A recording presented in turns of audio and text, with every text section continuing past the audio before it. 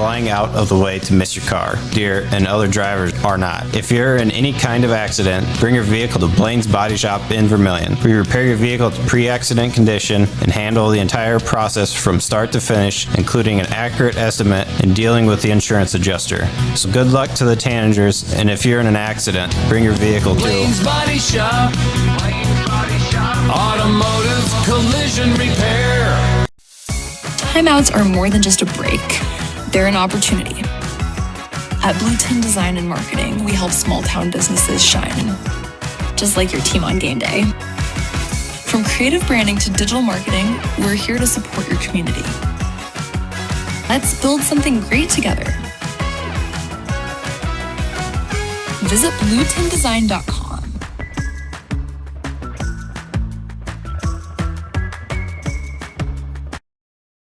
Hey kids, it's never too early to start planning for your future. Did you know Masaba provides scholarships and tuition assistance? They are committed to your success, offering engineering, drafting, and welding opportunities, plus scholarships, job shadowing, and mentorship programs. Learn more at masabainc.com/careers. When I grow up, I want to work at Masaba. Masaba Manufacturing. Unlock your future and rock with us. Midwest Ready Mix Equipment is your locally owned and operated ready mix company. Their specialty, 6x6 front discharge mixer trucks that allows for better placement of concrete and ease of use. Midwest Ready Mix Equipment offers the highest quality of concrete products and aggregates, and also a full-service dealer for low-gun equipment featuring telehandlers, excavators, and ASV track skid loaders for purchase or rent. Midwest Ready Mix Equipment, East Highway 50, Vermillion.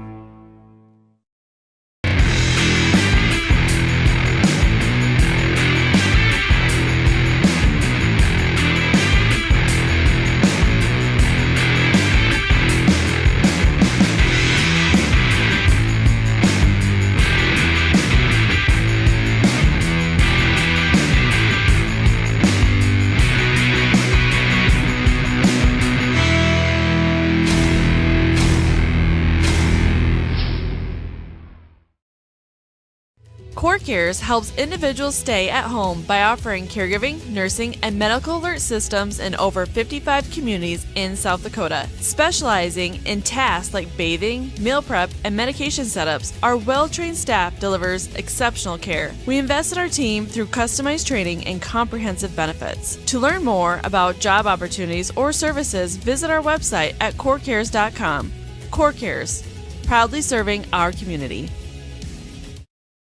Jensen Kennels is your safe place to take your dog while you're away. They have over 7,000 square feet of indoor run space and outdoor play yards. They pride themselves in providing enrichment both mentally and physically for all types of dogs. And speaking of size, Jensen Kennels can host any size of dog, from the smallest Boston Terrier to the largest Great Dane. To find out the full services Jensen Kennels offers, check out their website and Facebook pages. Next time you need your dog to stay in a safe, fun environment, make it Jensen's Kennels. Fentanyl is a powerful synthetic opioid, up to 100 times stronger than morphine. Even a tiny amount can be deadly. It's often mixed with other drugs without your knowledge, increasing your risk of overdose. Protect yourself and your loved ones and avoid unknown substances. Stay informed, stay safe, and remember, one pill can kill. For more information on fentanyl prevention, visit your local health resource or speak to a healthcare professional today. This message was brought to you by the Great Plains Tribal Opioid Response, so that the people may live. The innocence of youth. Is there anything any better? But soon they'll be in high school and facing all the same challenges you faced. How to make friends, how to fit in, how to be cool.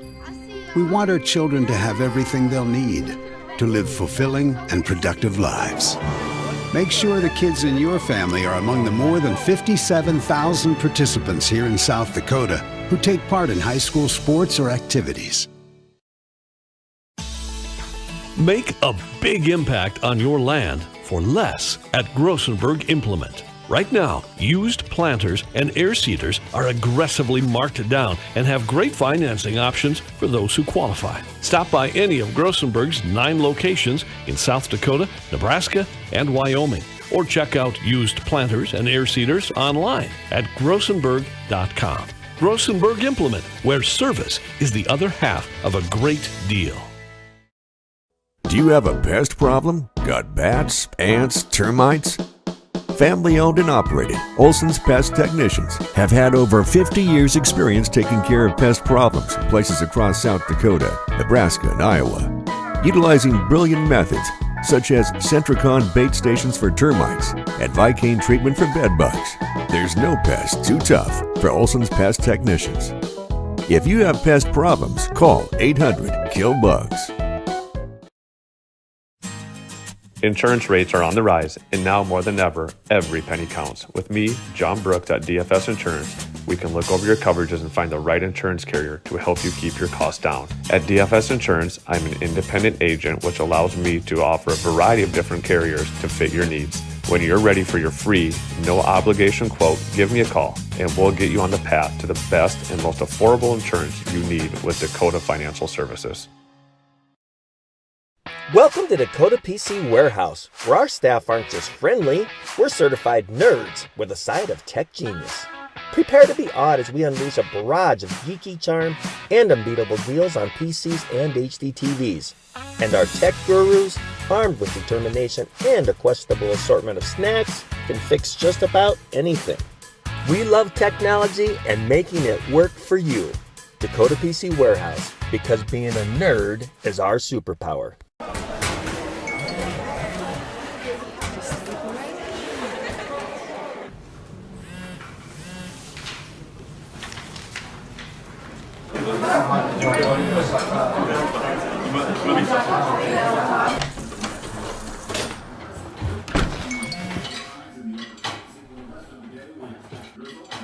When the world feels big, a small note can mean everything. Find mental health support at sdbehavioralhealth.gov. For healthier crops and stronger yields, count on Nutrien Ag Solutions. By partnering with the leader in plant nutrition, you'll have access to innovative products and unmatched service that deliver impact and efficiency to every acre. Healthier crops, happier growers. Lead the field this season and beyond. Find your local crop consultant at nutrienagsolutions.com.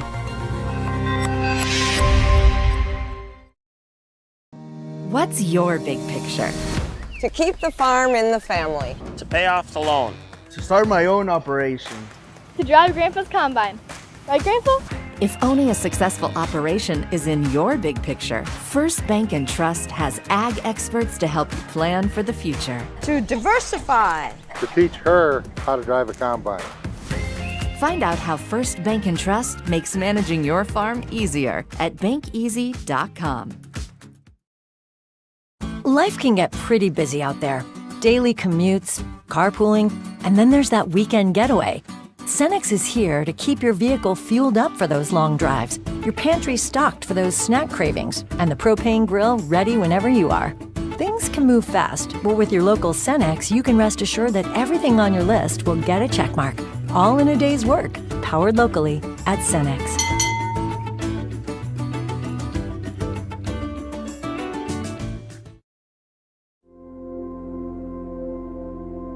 Agriculture is like no other business, which makes Farm Credit Services of America like no other lender.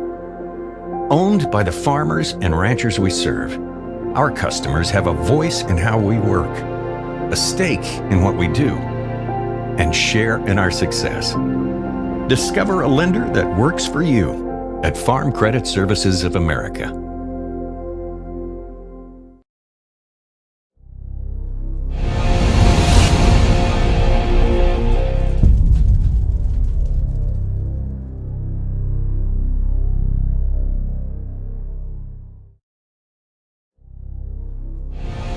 This is what matters. This is beyond X's and O's. This is the difference mutual respect makes. This is what character looks like. This is what defines us in South Dakota. This is sportsmanship. School sports, it's not the outcome that matters most, but the way the games are played. This message presented by the South Dakota High School Activities Association and the South Dakota Interscholastic Athletic Administrators Association. In times like these, it's good to know there's a place where people know who you are, no matter how long you've been gone. A place where the smells of home cooking are still in the air, where a simple wave warms your heart, and sharing stories is just a way of life. It's good to be home. Agraria Insurance Company, protecting what's important in life. Contact your local Agraria Insurance Company agent. Best Western Ramkota Hotel in Aberdeen is the place to stay for business or the weekend family getaway. You'll feel right at home with ample parking, spacious guest rooms, and complimentary breakfast. And with a convenient location, you'll have easy access to local attractions and events in the area. While staying at the Best Western Ramkota, guests can enjoy an indoor water play land, an on-site Minerva's restaurant, exercise facility, wedding services, and a business center. For friendly service and a great stay, make your reservation today. Farming today requires constant adjustment, innovation, and the right seed, and you'll find that with Pioneer Seed at Dakota Seed and Services in Irene and Vermillion. With the most advanced technologies and local experts, Dakota Seed and Service share in your hard work on the farm, adapting to an ever-changing industry. When you need the right seed, protection, and service, make it Dakota Seed and Services in Irene and Vermillion. There's no better organization that gives back to the student athletes than the Booster Club. The Vermillion Booster Club is committed to helping all student athletes grow. Join the Tanager faithful today by becoming a member at GoTanagers.com. While you're there, check out team apparel for your favorite sports team. Like them on Facebook to stay up to date on all the latest information and sports games. Join the Vermillion Boosters today and go Tanagers. When life gets hard and our thoughts get too much to bear, finding the resiliency within us can help us find healing. The 988 Suicide and Crisis Lifeline provides 24/7 free support for anyone in suicidal distress or emotional crisis. All texts and calls are anonymous and connect you to local resources that uphold cultural values and pave the way to healing. Find the strength within you. Find the strength within our culture. Reach out if you need help today. When it comes to advertising, reaching the right market while giving back to the school is just plain right. If you're looking for an effective method that reaches a large fan base at once, then here's your ticket with Live Ticket TV. With over 90 schools in the state of South Dakota, we can help you advertise locally with just your home team or reach the region. Plus, a portion of all sales go directly back to the school. Get a hold of Heath Nimke today and let's get started in building your brand with Live Ticket TV. Out here, you learn that to keep growing, you have to keep changing. CHS and the farmers and ranchers we serve know all about change, because together we've changed agriculture.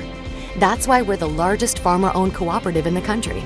So farmers own the system they count on, with advantages at every step. From innovative tools that help crops grow, to grain processing expertise, to energy solutions, we create connections to empower agriculture. Learn more at chsinc.com. Nice. Maytag appreciates a compliment, but this Maytag washer isn't just eye candy. Wow. Inside, it's got the capacity and power to handle even the mightiest loads. I love this. Yeah, she's a beaut. It's a he. How do you know? Don't worry about it. Find Maytag products and the industry's best appliances at your local dealer, Merce Appliance, downtown Vermillion. Birds like tanagers are great at flying out of the way to miss your car. Deer and other drivers are not. If you're in any kind of accident, bring your vehicle to Blaine's Body Shop in Vermillion. We repair your vehicle to pre-accident condition and handle the entire process from start to finish, including an accurate estimate and dealing with the insurance adjuster. So good luck to the tanagers, and if you're in an accident, bring your vehicle to Blaine's Body Shop. Blaine's Body Shop. Automotive collision repair. Welcome back to the Vermillion Booster Club Press Box, proud supporters of all Tanager athletics and the student athlete.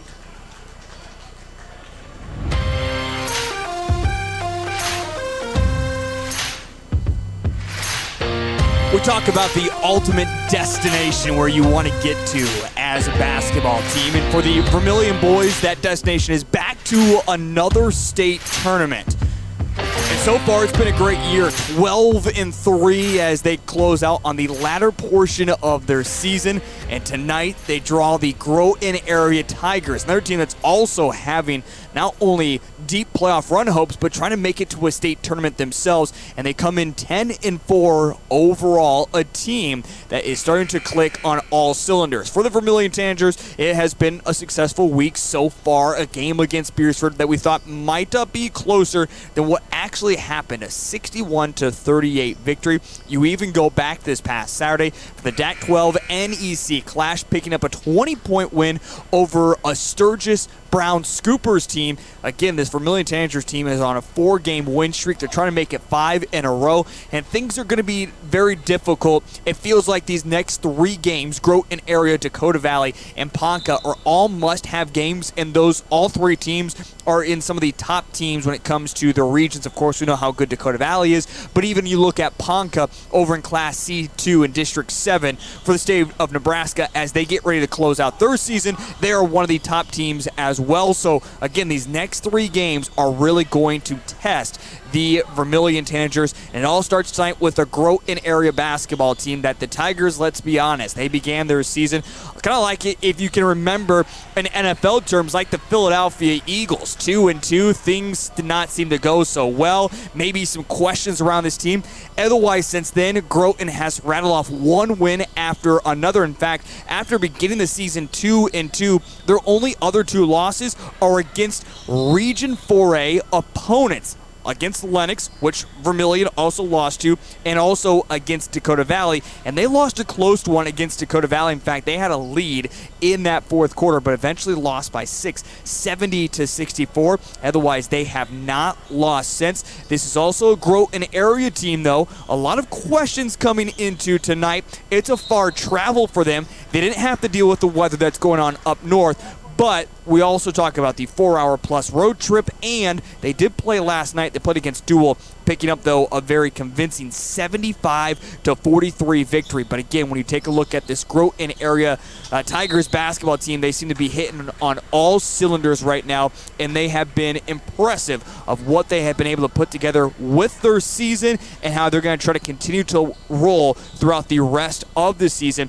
And for the Groton area Tigers, one other thing to look at with them is the rest of their schedule. They also have some tough games coming up. The only difference is when it comes to the Groton area Tigers is they are playing against a couple Class B teams, so you don't necessarily say that's a bad thing, but sometimes you always question how tough of competition it could necessarily be, including, I know, one of their last games of the season, Aberdeen Christian 10-4 in the year. They are a good Class B team, but I will tell you this much. They are certainly a Class B team. They don't go deep into depth. Speaking of, we have plenty to get to in our pregame show, including our conversation with head coach Jay Drake, who's going to break it down more on this game tonight and what's coming up for next week. We'll also take a look at the region standings as things continue to develop. And coming up next, we're going to join with Cole Larsch, who revisits last night against Sioux Falls Christian as the Vermillion girls knocked off the #1 team in Class A.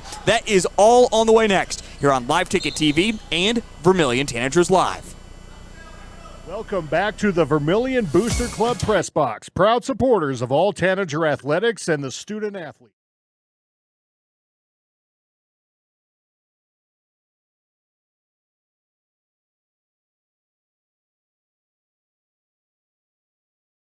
Welcome back. Are more than just a break. They're an opportunity. At Blue 10 Design and Marketing, we help small town businesses shine, just like your team on game day. From creative branding to digital marketing, we're here to support. Hey kids, it's never too early to start planning for your future. Did you know Masaba provides scholarships and tuition assistance? They are committed to your success, offering engineering, drafting, and welding opportunities, plus scholarships, job shadowing, and mentorship programs. Learn more at masabainc.com/careers. When I grow up, I want to work at Masaba.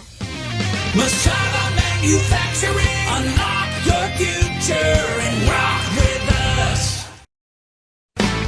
Midwest Ready Mix and Equipment is your locally owned and operated ready mix company. Their specialty, 6x6 front discharge mixer trucks that allows for better placement of concrete and ease of use.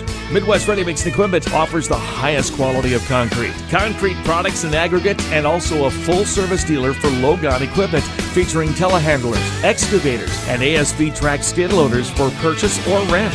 Midwest Ready Mix and Equipment, East Highway 50, Vermillion.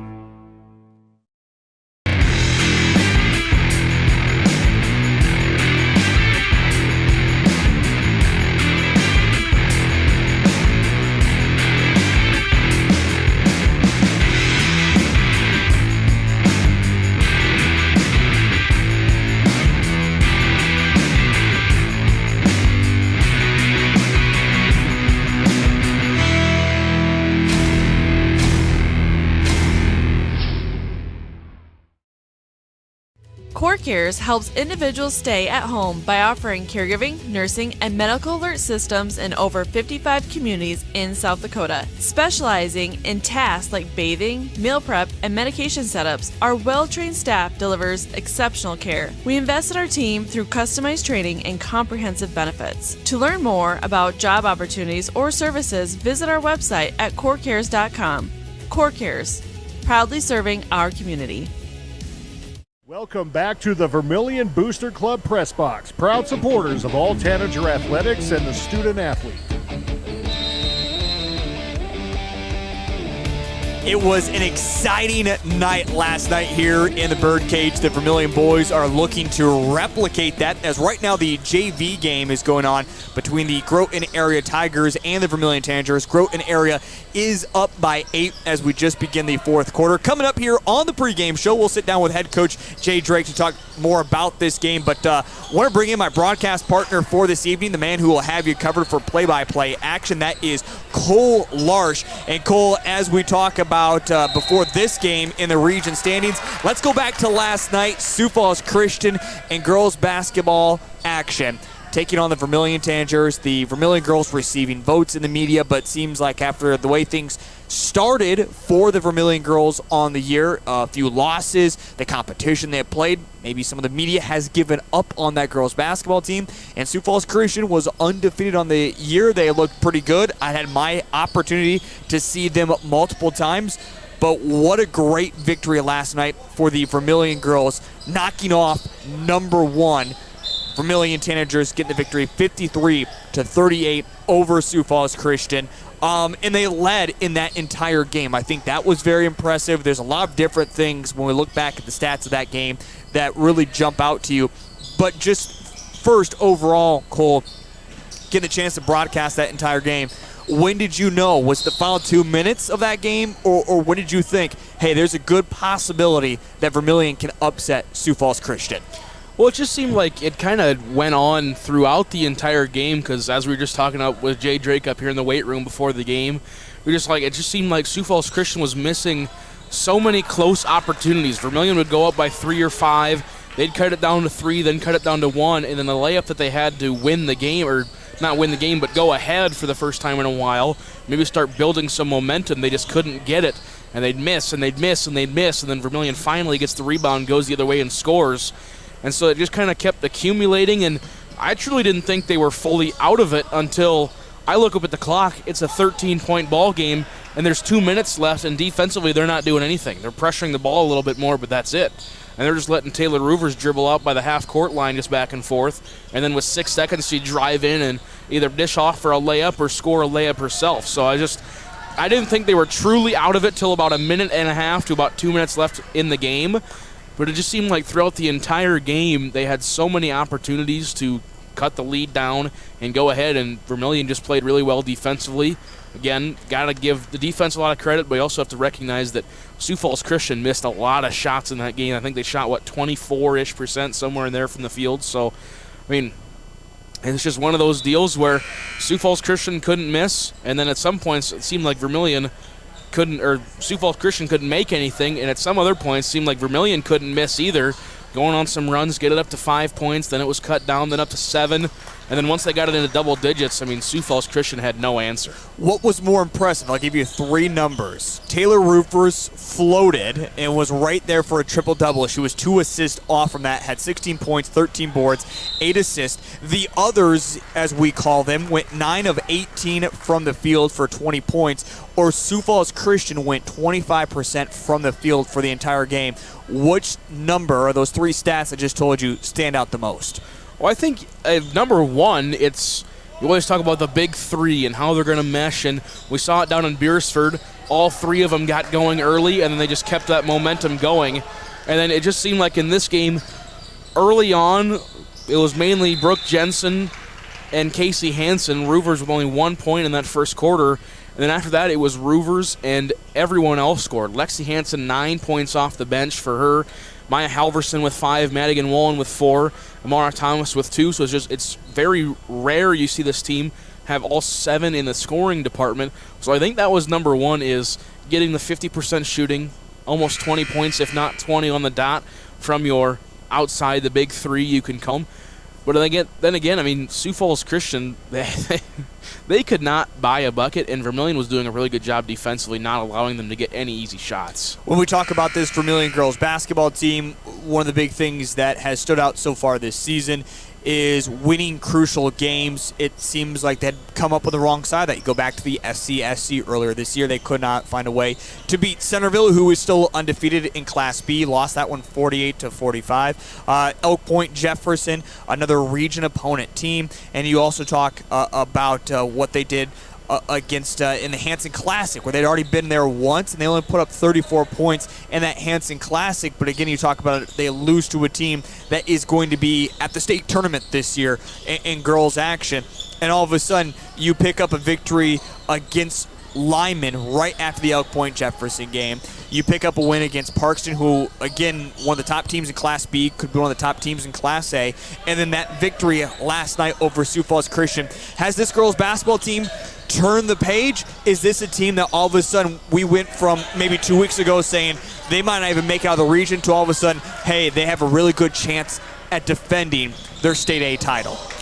Well, we knew that no matter who they were going to play, it was going to be a tough schedule, and with all the classics on Saturdays, and John Brooks had a couple remarks to that after he came up. After his other interview, we were all tearing down, just talked to him for about 5 minutes. He's like, we just played on so many Saturdays that pending whether we play in another one on Madison, it just seems like we're always going at classics. They've only had, I believe, 6 home games in the season.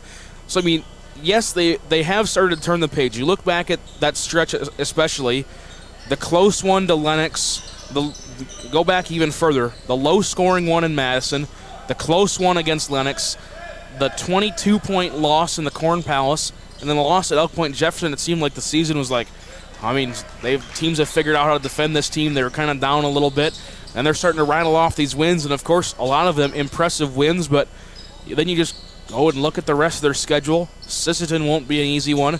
Dakota Valley will be a tough one, and then you have 10 days off and you play an 0-15 Parker team. But then you get into your region, and unless you get that number 1 seed bye, you're going to play one of the 6 good teams in your region. So it's just, as we keep going, yes, this team has continued to get better and better and better as the season's gone on with these tough games that they're playing. But we got to remember, they're still in Region 4, the toughest region in the state, so they're going to have to string together a couple more impressive wins, but, I mean, they've definitely got the ability to do it. 2 comments off that before we get back into boys action here, as again watching the JV game, 31-22, Groton area leads over the Vermillion Tanagers. You talk about the end of their season, and it could play that devil's advocate, the double-edged sword, because, yeah, you play against Dakota Valley on Tuesday, and if the DAC-12 NEC Clash game happens tomorrow, we're not seeing any rescheduling, you play against a Parker team. No offense, Parker's bad. Yep. They're bad again this year. You're taking almost a 2-week period off of competitive basketball. Could be really good, could be really bad. Yes. Only time can tell. And as I just said, DAC-12 NEC Clash as of right now is on. Weather is currently hitting up in the northeast portion of the state. It's just starting to snow. There's a lot that could happen here in the next 12 hours to 20 hours or so that only time's going to tell. Tomorrow morning is when we're going to have more of an official answer on whether we're going to play that. So don't ask me now. I have no clue, and we're just going to sit and wait. And the thing is with that is if they don't play it, it gets rescheduled, and whoever has the higher seed points out of the matchup will host the rescheduling. So they would host Sisseton, and like John Brooks was saying, that fit perfectly. If we can find a day in between one of our 10 days of break, he's like, it fits perfectly. You have 4 days, then a week break. That's much better than having a 10-day break. And he said, and I believe I can just about paraphrase his exact quote, I just want a Sunday. I just want a Saturday off.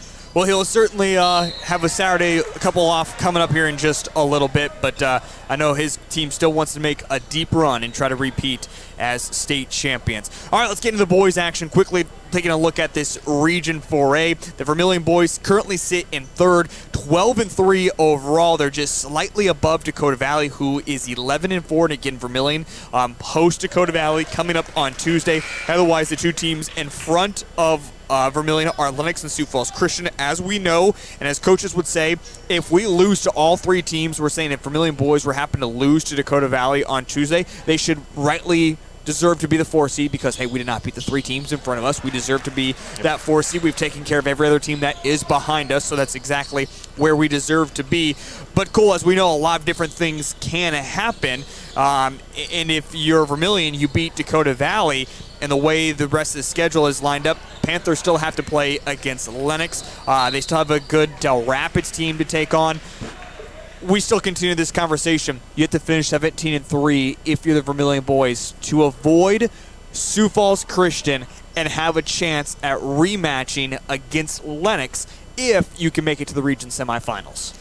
Yeah, you're exactly right. And, I mean, we're even talking now because of the jump they've just made. It's so close between 2, 3, and 4. If they can finish out and Lennox drops one, Dakota Valley drops one against their match, and then if Dakota Valley or Lennox comes out of that one, that'll be the season cap of the regular season on the 28th of February. Lennox travels to Dakota Valley. I mean, at this point, we talk about if this happens and what happens with this. It just comes down to what Vermillion can do. If they go 17-3, 16-4, and even if they go 12-8, they got to put their fate into their own hands and just say, however the seed points work out, I mean, we're going to leave that to the computer up in Pierre that does it and calculates all of them. So, I mean, if they just play their style of basketball, if they just keep on winning basketball games here in the Birdcage and on the road, I mean, they're going to give themselves plenty of chances not only to stay in this 3 seed right now, but even move up to the 2. I mean, they're just looking at the region standings. It is so close between them. .267 seed point average between them, and between number 2 and number 4 in Lennox and Dakota Valley, it's just .4 a difference. Then you move up to number 1. Sioux Falls Christian has a 4 seed point average advantage on the 2, 3, and 4. So you're not really fighting for 1, but you're fighting for 2, 3, and 4. And if they can just keep winning, keep getting notches in their belt, saying we beat this team, and this team, I mean, you're just going to keep your future in your own hands. 3 is not good enough to host a second-round region semifinal game. You would be potentially on the road if the 2 seed went out. Again, we're just taking numbers and saying everybody wins out, and no offense. Usually when it comes to the postseason, you don't start seeing the upsets until the second region semifinal, if you will. Otherwise, usually a lot of things go to chalk. Every once in a blue moon, you see an upset. Cole, before we get to our conversation with head coach Jay Drake, the Groton area Tigers, though, are the first task. Tonight's matchup is going to be no easy test. We talk about all these different scenarios, but let's be honest, it begins in the next 20 minutes. Yeah, I mean, just like Jay Drake has said for a majority of the year, it just seemed like even when we talked with Lewis Budmeyer a couple of games ago in the post-game show, he says, pretty much our playoff scenario starts now. I mean, we just have to keep winning out and keep winning basketball games. And the more we keep on winning, the better our scenario is going to get. We take on a Groton team, like he said earlier. They're coming off of a win last night. Now, it was a big win, so they likely got some rest there from their starters. But, I mean, this is a long travel for them. It's an earlier game, which helps. But they played last night and then likely left before noon today to get here for the C and JV games that started at 4 and 5 o'clock. So, I mean, yes, you want to look at it and say, oh, how are we going to prepare for this Groton team? But you just got to prepare like you're playing anybody else and focus on yourself mainly, and let's worry about the bus rides and things later on. 40-24, Groton area is going to take the JV game. Now, if that's any indication so far, Groton area is a perfect 2-0 so far tonight. They have also won the C game as well, but as we know, there's a lot of difference between C and JV when it comes to varsity action. By the way, fans, when we talk about the playoff scenarios and everything playing out, we don't discover much besides this game tonight, as there are no other Region 4A games that are going on for this evening. This is the only one. And as Cole just alluded to as well, it is an earlier start time due to the travel for Groton area that will be heading home back into a snowstorm. Again, just a little over a 4-hour trip for them to come down to Vermillion, South Dakota. As we know, the Vermillion Tanagers made their way up to Groton area last year. But again, this is going to be an exciting one. Groton area coming in 10-4 overall. The Vermillion Tanagers are 12-3 and trying to pick up another key victory over the Tigers. Along with Cole Larsch, I'm Heath Nimke. It's time for another commercial break, and when we come back, we'll sit down with head coach Jay Drake and take a look at tonight's matchup and what worries him about the Tigers team and what he should expect from Groton area. That is on the way next here on Live Ticket TV and Vermillion Tanagers Live. Jensen Kennels is your safe place to take your dog while you're away. They have over 7,000 square feet of indoor run space and outdoor play yards. They pride themselves in providing enrichment both mentally and physically for all types of dogs. And speaking of size, Jensen Kennels can host any size of dog, from the smallest Boston Terrier to the largest Great Dane. To find out the full services Jensen Kennels offers, check out their website and Facebook pages. Next time you need your dog to stay in a safe, fun environment, make it Jensen's Kennels. Fentanyl is a powerful synthetic opioid, up to 100 times stronger than morphine. Even a tiny amount can be deadly. It's often mixed with other drugs without your knowledge, increasing your risk of overdose. Protect yourself and your loved ones and avoid unknown substances. Stay informed, stay safe, and remember, one pill can kill. For more information on fentanyl prevention, visit your local health resource or speak to a healthcare professional today. This message was brought to you by the Great Plains Tribal Opioid Response, so that the people may live. The innocence of youth. Is there anything any better? But soon they'll be in high school and facing all the same challenges you faced. How to make friends, how to fit in, how to be cool. We want our children to have everything they'll need to live fulfilling and productive lives. Make sure the kids in your family are among the more than 57,000 participants here in South Dakota who take part in high school sports or activities. Make a big impact on your land for less at Grossenberg Implement. Right now, used planters and air seeders are aggressively marked down and have great financing options for those who qualify. Stop by any of Grossenberg's 9 locations in South Dakota, Nebraska, and Wyoming, or check out used planters and air seeders online at grossenberg.com. Grossenberg Implement, where service is the other half of a great deal. Do you have a pest problem? Got bats, ants, termites? Family owned and operated, Olson's Pest Technicians have had over 50 years experience taking care of pest problems in places across South Dakota, Nebraska, and Iowa. Utilizing brilliant methods such as Centricon bait stations for termites and Vicane treatment for bed bugs, there's no pest too tough for Olson's Pest Technicians. If you have pest problems, call 800-KILL-BUGS. Insurance rates are on the rise, and now more than ever, every penny counts. With me, John Brooks at DFS Insurance, we can look over your coverages and find the right insurance carrier to help you keep your costs down. At DFS Insurance, I'm an independent agent, which allows me to offer a variety of different carriers to fit your needs. When you're ready for your free, no obligation quote, give me a call, and we'll get you on the path to the best and most affordable insurance you need with Dakota Financial Services.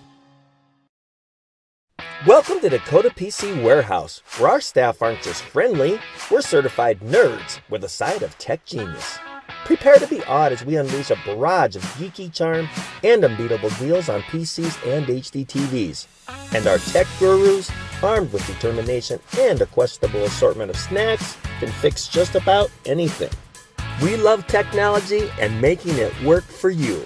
Dakota PC Warehouse, because being a nerd is our superpower. Welcome back to the Vermillion Booster Club Press Box, proud supporters of all Tanager athletics and the student athlete.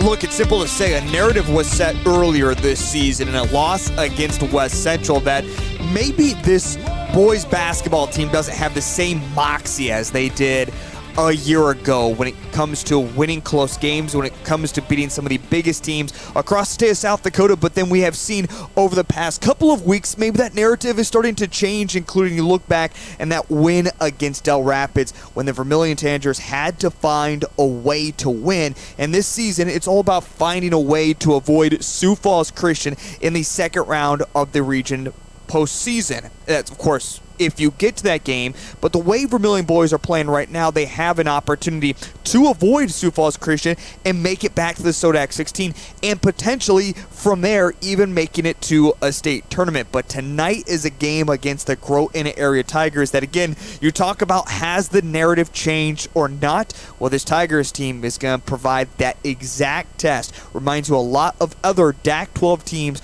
across this state of South Dakota. Even though Groton area comes from the NEC, they are certainly putting themselves in a prime position to be one of the top contenders when it comes to the Sodak 16, and also a push to make it to the state tournament. I talked to head coach Jay Drake yesterday about his team and the win over Beersford and how they get ready for the Groton area Tigers. Here he is on our pregame show. Coach Drake, you get ready for the Groton area Tigers on this Friday game, but before we talk about the Groton game, let's first revisit earlier this week. You take on Beersford. I was expecting, I don't want to say a closer game because you were able to handle things defensively, but you were able to shut down Beersford, allow them less than 40 points, and this has been a Watchdogs team that's been really explosive offensively so far this season. What was humming about the defense on Tuesday? Yeah, played well, obviously, going into the game. You know, they've had a nice season. I think they lost their first 3, and then they've gone on an 8-game winning streak. And, coming into our game, they'd lost their last 2 against Sioux Valley and Platte, but going into the game, just from and it still could happen, obviously, is, from a region seeding standpoint. If the season had been done at that point, we would have been the 4 seed, and they would be the 5 seed, and it would be our first round matchup. So it could very easily be a team we see again down the road, and a region opponent, obviously, and a rival down the road. But like you said, we really defended well, especially, you know, they kind of have their big 3 with the James kid, Nighthawk, and Ham. Ham got away from us a little bit at 13 of, I think, or 19 at halftime. And he finished with 19 to lead them, but we really guarded James and Nighthawk well. I think James finished the game with 2, and Nighthawk had 5. And those are 2 guys that James has had another number of games in the 20s this year, and Nighthawk last year came off the bench and had 15 against us with 5 threes. So nice to see. We talk about all the time is, you know, we can never guarantee how we're going to shoot on each night, but if our defense is always traveling, it can keep us in basketball games. And the big thing the other night, to have them at 19 in the first half and obviously 38 for the game. Anytime you can do that with an opponent, you got to like your chances and feel good. If you just do anything offensively, you'd be able to pull one out. So good game for us. We've been on a nice stretch here now for the last few weeks. Probably 5 or 6 games since the Lennox game, where our guys really approached the games the right way. Same thing in practice, even from just the focus and being locked in and the approach to everything has been nice to see. Now looking at this game against the Groton area Tigers, trying to make it 4 over the Tigers, as Groton area has already played 3 other DAC 12 teams. They have lost each of those games, but otherwise, overall in their season, they are 9-4. They really rely on a shorter bench. This isn't a team that goes extremely deep, if you will. Maybe you see 1-2 key players come off the bench. Otherwise, they really try to get done through their offense. Looking at Ryder Johnson, one of the main shooters, shoots about 48% from the field. In fact, they've got a couple of guys that shoot almost 50% from the field. So it's almost kind of hard to gauge this Groton area Tigers team. When they play against the best conference, they lose. But everywhere else, they take care of business. What should we expect from the Tigers? Yeah, you know, it's a team that we played twice last year. Obviously, a new team on the schedule, and give Coach Dolan and their program a lot of credit. They've got good young kids. They've been in the state tournament 2 out of the last 3 years, and I know they expect to be there again. And they're no doubt a top 10 caliber team, a state tournament caliber team, and they've gone out and searched on their schedule. They've tried to add DAC-12 teams over the past few years. I'll correct you a little bit, Heath, on that, but they did. You mentioned West Central, Lennox, and DB, and they lost close ones to all 3 of those teams. We're very competitive with them. But the scary thing is, a week ago they did play Del Rapids, obviously, in the Clash, and that'd be another DAC-12 team that they beat by 26, and really, really got after them. And that would have been 2 days after us having a basically dead even game with Del. So.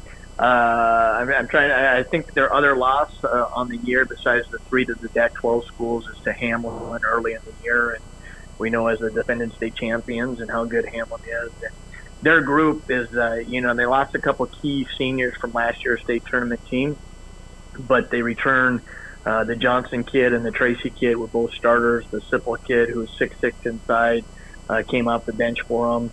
Last year, I got a freshman starter, a younger brother from a senior last year. This is that kid who's really athletic, can dunk the basketball as a freshman, quick guard. And then their 5th starter is this Bosma kid that they actually were transferred in from Aberdeen Christian. It's really kind of solidified their starting 5. No seniors in the starting lineup. All those guys have improved as the year goes on, and they're really playing good basketball right now. And the one key thing is, like you did say, is when we're battling with DB and Lennox right now, those are 2 teams that won close games over Groton this year, and they helped serve with that game. And now it's important for us to play well, and we're going to have to play well because they're going to pressure us all over the basketball court, and they get after us. They can all attack the basket off dribble penetration and shoot a 3. So we'll have to play well and be ready to go to hopefully give ourselves a chance in the 4th quarter. We talk about this Groton game, Dakota Valley coming up next week, and then you even have some time off before you take on Ponca, Nebraska. But I know the Indians are one of the top teams once again in Class C2 District 7. They've been they seem to always be a decent team when it comes to boys and girls basketball. But I talk about kind of the 3 games and what it seems like a 2-week period there. But you even mentioned the region standings. I know I keep asking the question, but do you feel even more pressure now that you have seen things slip with other teams within the region? Does there feel like even more pressure with a coaching staff that you have to have these next 3 games? Not really. You know, the thing about it, and I know it sounds so cliche and stuff when I say it, but our guys, and I think that's been what's been nice to see about our crew right now is really since the Lennox game. You know, that was kind of the halfway point, I believe. I guess that was our 9th game of the year. But when we dropped that one and really didn't play well that night, just looking at the schedule ahead and what we had kind of in the second half of the regular season, I think in a lot of respects our group has, one, you're just playing and taking care of the next game at hand, the next task and everything. But really, that's kind of in one sense, we've kind of played here the last 2-3 weeks, probably last 5-6 games, with kind of that mindset. You don't want to put pressure on kids or anything, but it's almost like we've gone into every game with kind of a postseason mindset. Could be a one and done thing. And, you know, I think our guys have handled it and have been playing really good basketball the past few weeks. The key, like anything, is I still think there's plenty of room for improvement here this last month of the season, and kind of like what you mentioned with our stretch here coming up. We can't get too far ahead of us, but we have some really good teams, starting with Groton and then, like you said, DB and Ponca. And we know each one of those games that we'll have to play very well, and if we do that, we'll give ourselves a chance in the 4th quarter. But if we don't, and we have a slip-up one night, there's no doubt that we'll be in for a long night, and it could look like another Lennox game. And the way that one went that night, we're just trying to stay away from anything like that. Once again, that is head coach Jay Drake here on our pregame, again talking about his group and where they currently fall, and just trying to make games easy for this group. Again, we saw last night with the girls and what they had against Sioux Falls Christian, and something we really haven't talked much about, but again, you look at Elk Point Jefferson girls, they lost to Dakota Valley. A lot of changing is happening in the standings, and again, I talk about that for the boys as well. They currently sit in third place in the standings at 12-3 overall, but still some big games left on the schedule that we just mentioned. So as head coach Jay Drake has said, take care of tonight, take care of this evening's business, and get ready for a scrappy fight and to beat the Groton area Tigers. But we know that's a whole lot easier said than done because this Tigers team is hitting on all cylinders. Tip-off is coming up next here on Vermillion Tanagers Live and Live Ticket TV.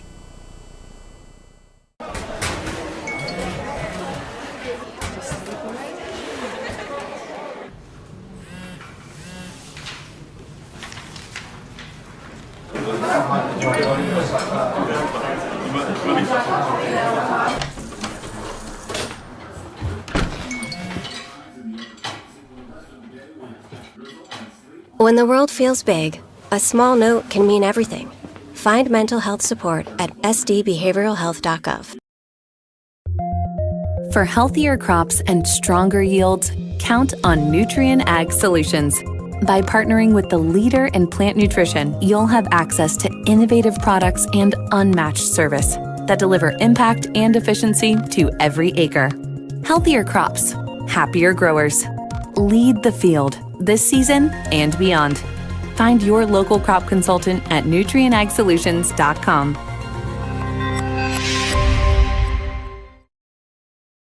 What's your big picture? To keep the farm in the family. To pay off the loan. To start my own operation. To drive Grandpa's combine. Right, Grandpa? If owning a successful operation is in your big picture, First Bank & Trust has ag experts to help you plan for the future. To diversify. To teach her how to drive a combine. Find out how First Bank & Trust makes managing your farm easier at bankeasy.com. Life can get pretty busy out there. Daily commutes, carpooling, and then there's that weekend getaway. Cenex is here to keep your vehicle fueled up for those long drives, your pantry stocked for those snack cravings, and the propane grill ready whenever you are. Things can move fast, but with your local Cenex, you can rest assured that everything on your list will get a checkmark, all in a day's work, powered locally at Cenex.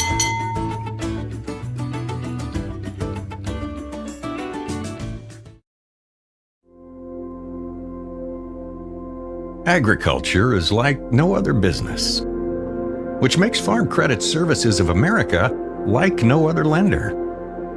Owned by the farmers and ranchers we serve, our customers have a voice in how we work, a stake in what we do, and share in our success. Discover a lender that works for you at Farm Credit Services of America.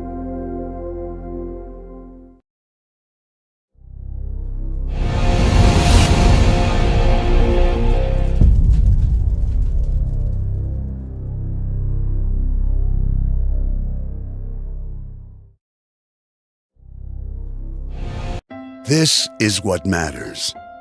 This is beyond X's and O's.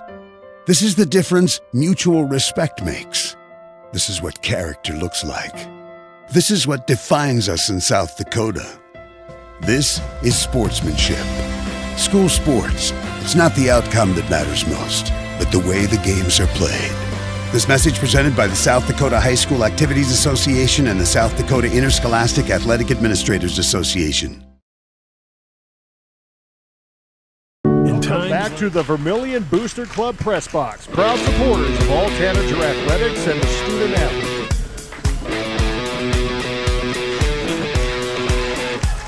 Welcome back to the Birdcage. It is Friday night hoops here in Vermillion High School in Vermillion, South Dakota. Thanks for tuning in. Vermillion Tanagers Live and Live Ticket TV. I'm Cole Larsch alongside me, Heath Nimke. A non-conference Class A battle between the Tigers of Groton area and the Tanagers of Vermillion. Let's get you the starting lineups. First, for the visiting team on the scoreboard, the Tigers from Groton area. A 5'11 junior guard, number 1, Keegan Tracy, 12.5 points.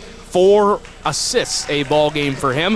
A 6'3" junior guard, number 4, Ryder Johnson, 17 points, 4 rebounds a ball game for him. A 6'4" junior guard, number 5, Becker Bosma, 7 points, 6 rebounds, 2 assists a ball game. A 5'10" freshman guard, number 22, Carson Zach, 7.5 points, 3 rebounds, and 3 assists a contest for him. And a 6'6" junior forward, number 30, Gage Sipple, 7 points, 6 rebounds a contest for him. Jordan Carson and Ryan Tracy are the assistant coaches. The head coach is Brian Dolan. The Groton area Tigers come into this ball game 10-4 on the season. They currently sit number 16 in Class A according to the seed points, 42.571, and number 1 in Region 1A. They average 63 points. They allow 45 a contest. Again, they come in 10-4.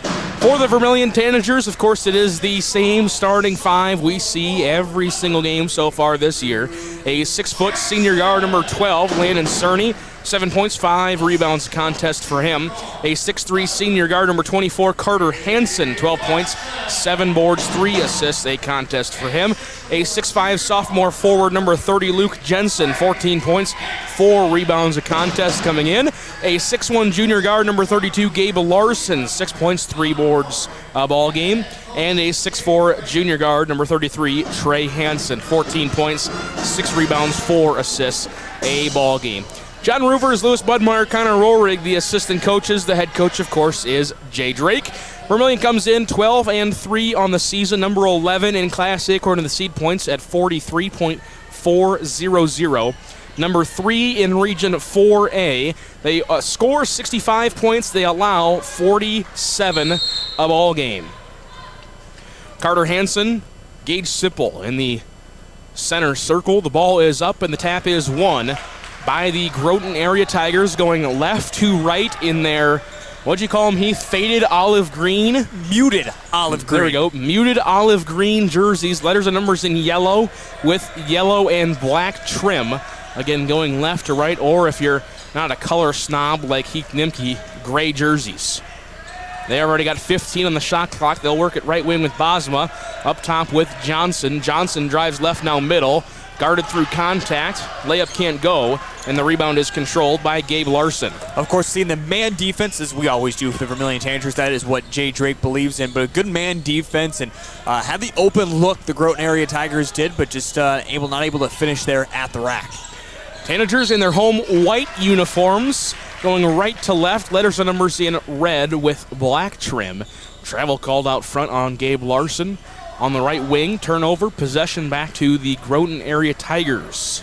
Called every time in high school, never called in the NBA. That's with a lot of calls there. You're going to have to narrow that one down quite a bit.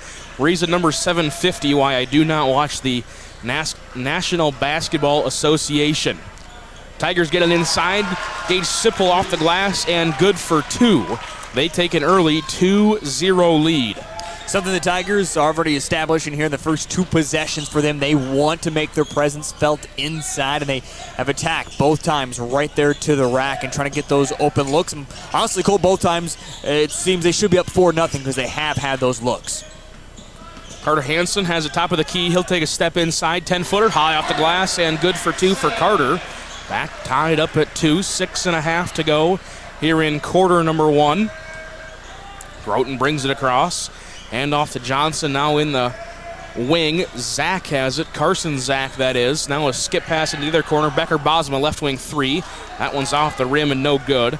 Trey Hansen with the rebound again. These are 2 high-scoring teams. I think the story is going to be which team can limit the other team's possessions on the defensive end. Travel call there against Landon Cerny. That one looked a little bit more closer than I thought. I thought Keegan Trayson made some contact as Cerny was catching that, which bumped him off his mark. But the official saw it differently, said Cerny didn't have enough contact. Left wing 3, got it. Nothing but nylon for Ryder Johnson. First 3-pointer of the ball game for him. Again, he comes in their leading scorer, 17 points. He's also a 50% shooter from the field, 38% from 3. And now as Trey Hansen starts his drive, he's going to be fouled at the top of the key. First foul on Keegan Tracy, first foul of the ball game. Officials aren't happy either. There's an extra shot there that you always see in high school, just shooting the three as the foul was called, and the far official there did not like them shooting and said, we're just wasting time right now. Yeah, he's, I can always recognize the officials. I can most of the time remember their name just on calling classics. Trey Hansen inside, he's going to travel, and he is very much a no-nonsense guy. He's like, let's get this game rolling. It's an early game. Want to get out of here before 9 o'clock. Travel seems to be the big whistle right now. Already 3 travels have been called against the Vermillion Tanagers. We're not even, 3 minutes into the game. Officials are going to, I guess, call it tight and very, very close. And that is not Heath Nimke saying that none of the 3 have been travels. I think all 3 of them have. Yeah, I'm just saying, hey, we're... Like I said, I thought one was maybe a little questionable on the drag foot there. I didn't really see much of a drag, but the officials, hey, we're right on top of it. 8 on the shot clock for the Groton area Tigers. Long skip pass to Tracy right in front of the girls basketball team on the sideline. 3-pointer is good. Ryder Johnson top of the key. 6 points for him. It's a 6-point lead, 8-2 for Groton area. It's something we're seeing from Groton area. After their first 2 possessions, they attacked inside. They're working to the far side, as you see on your screen on home or on your phone. They want to work it that way to shoot a 3. Otherwise, we just saw them take it almost from the logo. Carter Hansen already down to 15 on the shot clock for the Tanagers. He'll drive, contact, can't get the shot to fall. But a whistle and a foul. Carter Hansen goes to the free throw line to shoot 2. Becker Bosma, first person on the second team foul now on Groton. Carter Hansen, a 70% free throw shooter on the season. First one is up and good. All 3 points for the Tanagers thus far have come from the hands of Carter Hansen. Side note, good crowd on hand tonight for the Groton area Tigers to make the far trip down to the south part of the state of South Dakota. I know the weather hasn't quite hit up in that area, but see a lot of Tiger fans here tonight. Yeah, we are. Pretty much the entire section right behind their bench. Good crowd, like you said, on hand. Got a couple pretty good defense chants as well. Now this Vermillion student section, they'll try to respond with their own defense chant. Carson Zach has it right wing, guarded by Carter Hansen. He drives baseline, now got it back to a cutting Ryder Johnson. Lay-in is good for him. 8 points for Johnson, and it's a 10-3 lead. And right now this Groton offense is, like I said, the last couple possessions here, they're making their presence known inside, and it's very cut and dry for them as they either want to go to the corner and shoot an open 3 or move it inside. And again, if the look inside isn't there, they're going to shoot the 3. And at this point, for head coach Jay Drake, now you just have to stop it. Lay in there good by Gabe Larson. Good find by Trey Hansen. First 2 points for Larson. Back down to a 5-point deficit, 10-5, 3:32 to go in quarter number 1. Keegan Tracy kicks over to left wing 3. Got it to go. Becker Bosma hits his first 3 of the ball game. And now we're going to get a timeout called by Jay Drake. It'll be a 30-second timeout. We're going to step aside and take it with him. Back to the birdcage in 30 seconds. It's good to know there's a place where people know who you are, no matter how long you've been gone.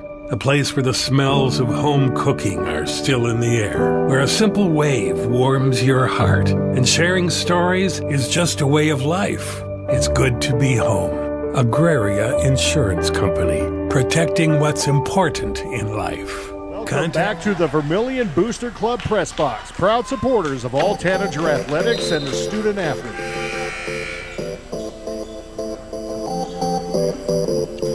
Welcome back inside the birdcage. Quick 30-second timeout by Jay Drake, kind of try to get his troops back under control. It is a 13-5 ball game, 3:26 to go here in the first quarter. Again, thanks for tuning in. Vermillion Tanagers live and live ticket TV. I'm Cole Larsch alongside me, longtime broadcast partner Heath Nimke, who is, I believe, every so once in a while actively checking the weather up in the northern part of the state, not only so we can make sure that Groton gets back safely, but the game tomorrow up in Madison and against Sisseton. Going to be very weather dependent on if we make the 4-hour round trip. Trey Hansen with the lay-in, he got it to go. Ryder Johnson responds with his third 3 of the ball game. 16-7 is the score, under 3 minutes to go. Otherwise, from the logo 3.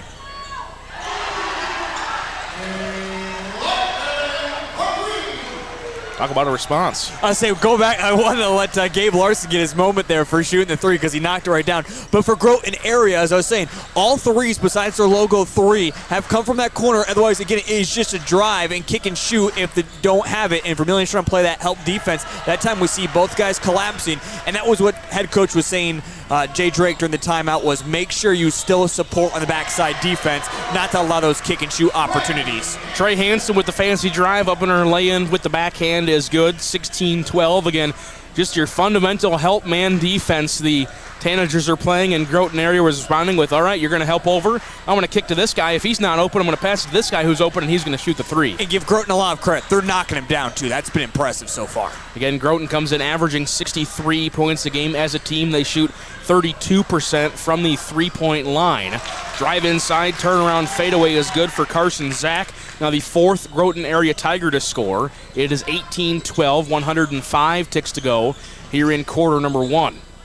Luke Jensen pump fakes top of the key 3. Now he'll take it. Off back iron, no good. Fight for the rebound, and it's controlled by Ryder Johnson, the 6'3 junior guard.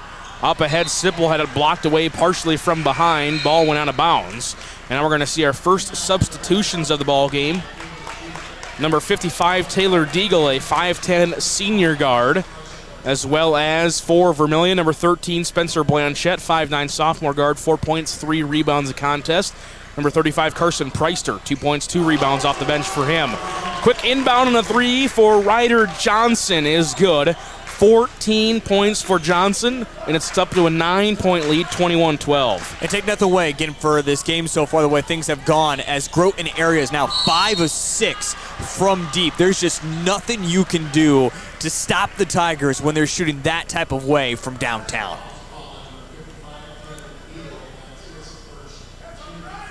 By the way, Cole, I know you were checking me over there. That was kind of impressive. Again, I don't keep stats when I'm running score, so sometimes you're like, how the heck did you know that? Off the top No, I was believing you. I was just making sure I got my foul properly marked here. That was on Taylor Deagle, first personal, 3rd team foul. And Hansen thought he was shooting, went to the free throw line, did not get the shooting foul call. So underneath then, it's going to be a missed shot for Carter Hansen. And the rebound to the Groton area Tigers. 60 seconds to go, and one too many steps out front by Ryder Johnson. Maybe the only thing so far that has slowed this Groton area Tigers offense down is happy feet. Yeah, and for Jay Drake, his group, they'll regroup in the second quarter, and they're going to continue to battle in this game, no doubt about it. You know, right now, sometimes there's nothing you can do as a coach besides, hey, this is just a great shooting team. We just got to keep playing tougher defense, make sure we're getting hands in their face. Otherwise, they're able to knock down the shots the way they have been. Ultimately, that's just nothing you can do about it. Carter Hansen back out to Trey, top of the key. Trey got his pocket picked. Now he's got it back. 5-on-4 break. Cerny top of the key. 10 on the shot clock for the Tanagers. He'll drive all the way. Lay-in is good for Landon Cerny. First 2 points for him. 4 Tanagers have now gotten on the board here in this ball game. 21-14. Shot clock is off for the Tigers. Bosma brings it across now to Johnson. Back at the volleyball 10-foot line, and he will back all the way up to half court. Guarded by Carter Hansen, still no count. Tracy left wing, now back to Johnson. Johnson gets a screen, now kicks back out to Zach. Zach drives in, lay in, no, but whistle and a foul. Carson Zach will go to the free throw line. He shoot a pair of free throws with 3 seconds remaining in the quarter. Yeah, just trying to play that backside defense there on Spencer Blanchette. Looked like Preister might have had him shut down, but Spencer's just trying to help out, and it's an unfortunate foul to give there because good offensive possession for Vermillion Tanagers to draw it within 7. Missed free throw there, but for Vermillion, after quarter number 1, it's all about staying close with the Groton area Tigers because the way the Tigers have been shooting, they can really pull away in the second quarter. 2 subs in for Groton, number 32, Turner Thompson, 6'2 senior guard, and number 3, Blake Pauly, 5'8 senior guard. Second free throw is good for Zach, 3 points for him. With 2, with 1, Trey Hansen will chuck it, and we're going to get Cerny's foot out of bounds. That is going to be the end of the first quarter. They will not put any more time up. 22-14, your score after 8 minutes of play. We're going to step aside when we come back. Second quarter action from the Birdcage. On the way next, Vermillion Tanagers Live Ticket TV. Aquaria Insurance Company agent. Best Western Ramkota Hotel in Aberdeen is the place to stay for business or the weekend family getaway. You'll feel right at home with ample parking, spacious guest rooms, and complimentary breakfast. And with a convenient location, you'll have easy access to local attractions and events in the area. While staying at the Best Western Ramkota, guests can enjoy an indoor water play land, an on-site Minerva's restaurant, exercise facility, wedding services, and a business center. For friendly service and a great stay, make your reservation today. Farming today requires constant adjustment, innovation, and the right seed, and you'll find that with Pioneer Seed at Dakota Seed and Services in Irene and Vermillion. With the most advanced technologies and local experts, Dakota Seed and Service share in your hard work on the farm, adapting to an ever-changing industry. When you need the right seed, protection, and service, make it Dakota Seed and Services in Irene and Vermillion. Back to the Vermillion Booster Club Press Box, proud supporters of all Tanager athletics and the student athlete. As Shadur Sanders once said, Heath Nimke, don't worry, perfect timing. As we came back perfectly from break, Trey Hansen will get the inbound pass and drive all the way. Lay-in is good. 6 points now for Trey. 6-point deficit for the Tanagers as they started with the basketball in their home whites. Groton area now in their road gray uniforms or muted olive green if you're Heath Nimke. I'm telling you what, those are not gray uniforms. And it could certainly be a part of their plethora of colors, but I'm telling you, that is a muted olive green. Whatever you say, dog. They look gray to me. Maybe you need some glasses. You want these? I'm telling you what, I have 20/10 vision. I don't need glasses. 20/10 vision? You do need glasses. No, 20/10 vision is the best you can get, right? Or is it 10/20? No, it's 20/20. No. Yes. No. Yes. 5 seconds for Groton area. Right wing three. Fadeaway shot by Becker Bosma. His shot cannot fall. Fourth rebound for Trey Hansen. He'll go coast to coast. Underhand lay-in. No, but a foul called. Trey Hansen go to the free throw line to shoot two. That's just simply not true. Any more questions? I don't believe that. Okay, fair enough. I simply do not believe We don't that. believe you, Google. 20/10 vision's not right. Google is wrong. First free throw good for Trey Hansen. I'll take it up with the Googlers. A 70% free throw shooter in the season. Tanagers now 2 of 3 from the line. Make that 3 of 4. 8 points now for Trey Hansen. 4-0 modest lead for the Tanagers as we start quarter number 2. 7:03 to go. Carson Zach has it at the elbow. Poked away from behind, but got it back. Now he's got it stuck in the wing. Tracy left wing over to Johnson. Johnson again that hot hand in the first quarter with 14 points. Tracy now right wing, 12 on the shot clock for the Tigers. Ryder Johnson left wing three, going to be too strong, no good. Offensive rebound by Becker Bosma. Second rebound of the ball game for him. Carson Zach, a couple pump fakes. Now to Johnson underneath, back out Bosma right wing. Again, fresh shot clock for the Tigers. And a great help defense and trying to shut down the 3-2 there by Carter Hansen. Just got to make sure you get the offensive board, or the rebound, I should say. Long two by Tracy's off the mark, no good. Becker Bosma with another offensive rebound, so another possession and a fresh shot clock for the Tigers. They try to get it a backdoor cut to Keegan Tracy. Ball went out of bounds off of his leg. So a turnover, and after the long extended possessions, finally possession back to Vermillion. Yeah, great stop there defensively if you're Vermillion, because a couple different times the Tigers should have had some points there. And that second rebound, Larson just jumped a little too soon and ended up getting him in trouble. Cerny, he'll drive in, kick out Luke Jensen left corner. Now he'll drive baseline, he'll stop at the block. High off the glass and good for two for Luke Jensen. First 2 points of the ball game for him. All 5 Tanager starters have scored. It is now a 6-0 run for Vermillion to start the second quarter. Again, pretty good crowd on hand here in the birdcage. They'll all get loud here a little bit, get a defense chant going, trying to will their defense to another stop. Maybe their offense can take a lead on the other side. And Vermillion's not settling for 3, so I don't know if they will call it. Just the way this defense has been playing, they don't want to work everything inside right now. Trey Hansen steal, lay-in is no good, but a foul called. And Trey Hansen will go to the free throw line and shoot a pair of free throws. But I think go back to the start of the second quarter, we have seen a lot more man defense of stick to your man from this coaching staff, of no more help on the backside. You have to take care of business. It's in a one-on-one game, and that's the tricky part when you play man defense, is make sure your man is better than their man, if you will, and you trust the Tanagers because they're just so used to playing man defense, and they're starting to show that they can lock down their one player. They just got to continue to stay consistent for Groton area, just got to weather the storm. 10 points now for Trey Hansen, only player in double figures for the Tanagers. 8-0 run for Vermillion. It is all tied up at 22 apiece. 5:15 to go. Somebody on the Groton area bench just got a warning. I believe it was their bookkeeper. Not very often you see that early in this contest. Quick three, Carson Zach. Good response by the Tigers. 6 points now for Carson Zach. Still an 8-3 run for the Tanagers, but have not been able to get the lead back. Trey Hansen inside. We're going to get an offensive foul going to be called. Trey Hansen going to get him for lowering the shoulder, maybe extending the elbow a little bit. Just his first personal. Second team foul.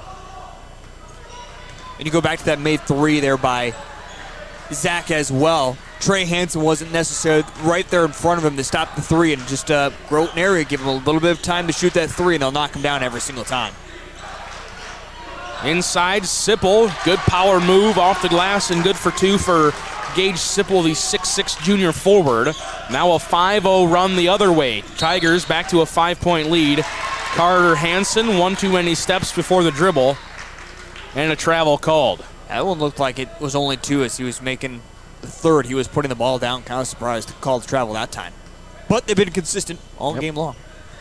Calling it equal and both ways. 5-point lead for the Tigers, 4.5 to go. Clock is not running. Top of the key three is good by Becker Bosma. 6 points for Bosma in the ball game. Clock still not rolling. A 8-0 run the other way, and now we're finally going to get a whistle. And we're going to get an adjustment to the clock. Yeah, there were some Groton area fans that were standing up and screaming, which they had absolutely every right to, because, like you said multiple times there, Cole, the clock was not running. So if I were a betting man, I don't think they're going to take too much time off this clock, because there's no secondary clock on the official stats. They're going to take 6 seconds off, and now we're going to get a conversation. Yeah, like you said, Cole. It wasn't running the last possession either. They took 6 seconds off. Now they're going to try to determine if it was running at all before. Because, yeah, like you said, no secondary clock. The only thing we can do is go back and check instant replay to make sure we're right, and that's going to take forever. Well, I could just pull it out. I got it up right here. I could just yell down at them. Do it the old-fashioned way. So, after all that, they take 6 seconds off the clock. They also take 6 seconds off the shot clock for the Tanagers. Not sure if that was supposed to happen at all. But Trey Hansen drives, and Hansen's going to be fouled. We'll go to the free throw line to shoot two. Groton area not happy with that one, but it seemed like a pretty clear-cut call. Yeah, and that's what Vermillion has been trying to get called all game long, is just them driving inside Groton area, making sure they're putting up contested shots, or I should say trying to stop the contested shots and not foul. And they've been doing a great job all game long. Give them a lot of credit of not fouling more times when Vermillion has drove. Trey Hansen, 6 of 6 from the free throw line here in this ball game, especially in this quarter. Now 12 points for Trey, 6-point lead for the Tigers, 30-24. Left corner three, Zach. Off back iron, no, rare miss for the Tigers, but he gets his own offensive rebound. Zach kicks out to Jaden Schwann, a 5'10 junior guard who checked in a couple possessions ago, back when the clock was still running. So that's been a while. That's how you know how long he's been in. Johnson picks up his dribble, drives inside, lay-in is good. 16 points for Ryder Johnson. And it's an 8-point lead for Groton area. Kind of surprised Jay Drake has not called a timeout. Groton area, after tying this one up, went on that 5-0 run, and they just continue to make sure it stays at an 8-point game. Like I said, it's kind of surprised Drake hasn't called a timeout to stop the bleeding. Usually he does do that. Now a hop step out front, and right on cue, Jay Drake will take a timeout. It'll be a 30-second timeout. We're going to step aside and take it with him. Back to the birdcage in 30 seconds. There's no better organization that gives back to the student athletes than the Booster Club. The Vermillion Booster Club is committed to helping all student athletes grow. Join the Tanager faithful today by becoming a member at GoTanagers.com. While you're there, check out team apparel for your favorite sports team. Like them on Facebook to stay up to date on all the latest information and sports games. Join the Vermillion Boosters today and go Tanagers! When life gets hard and Welcome our thoughts back to the Vermillion Booster Club Press Box, proud supporters of all Tanager athletics and the student athlete.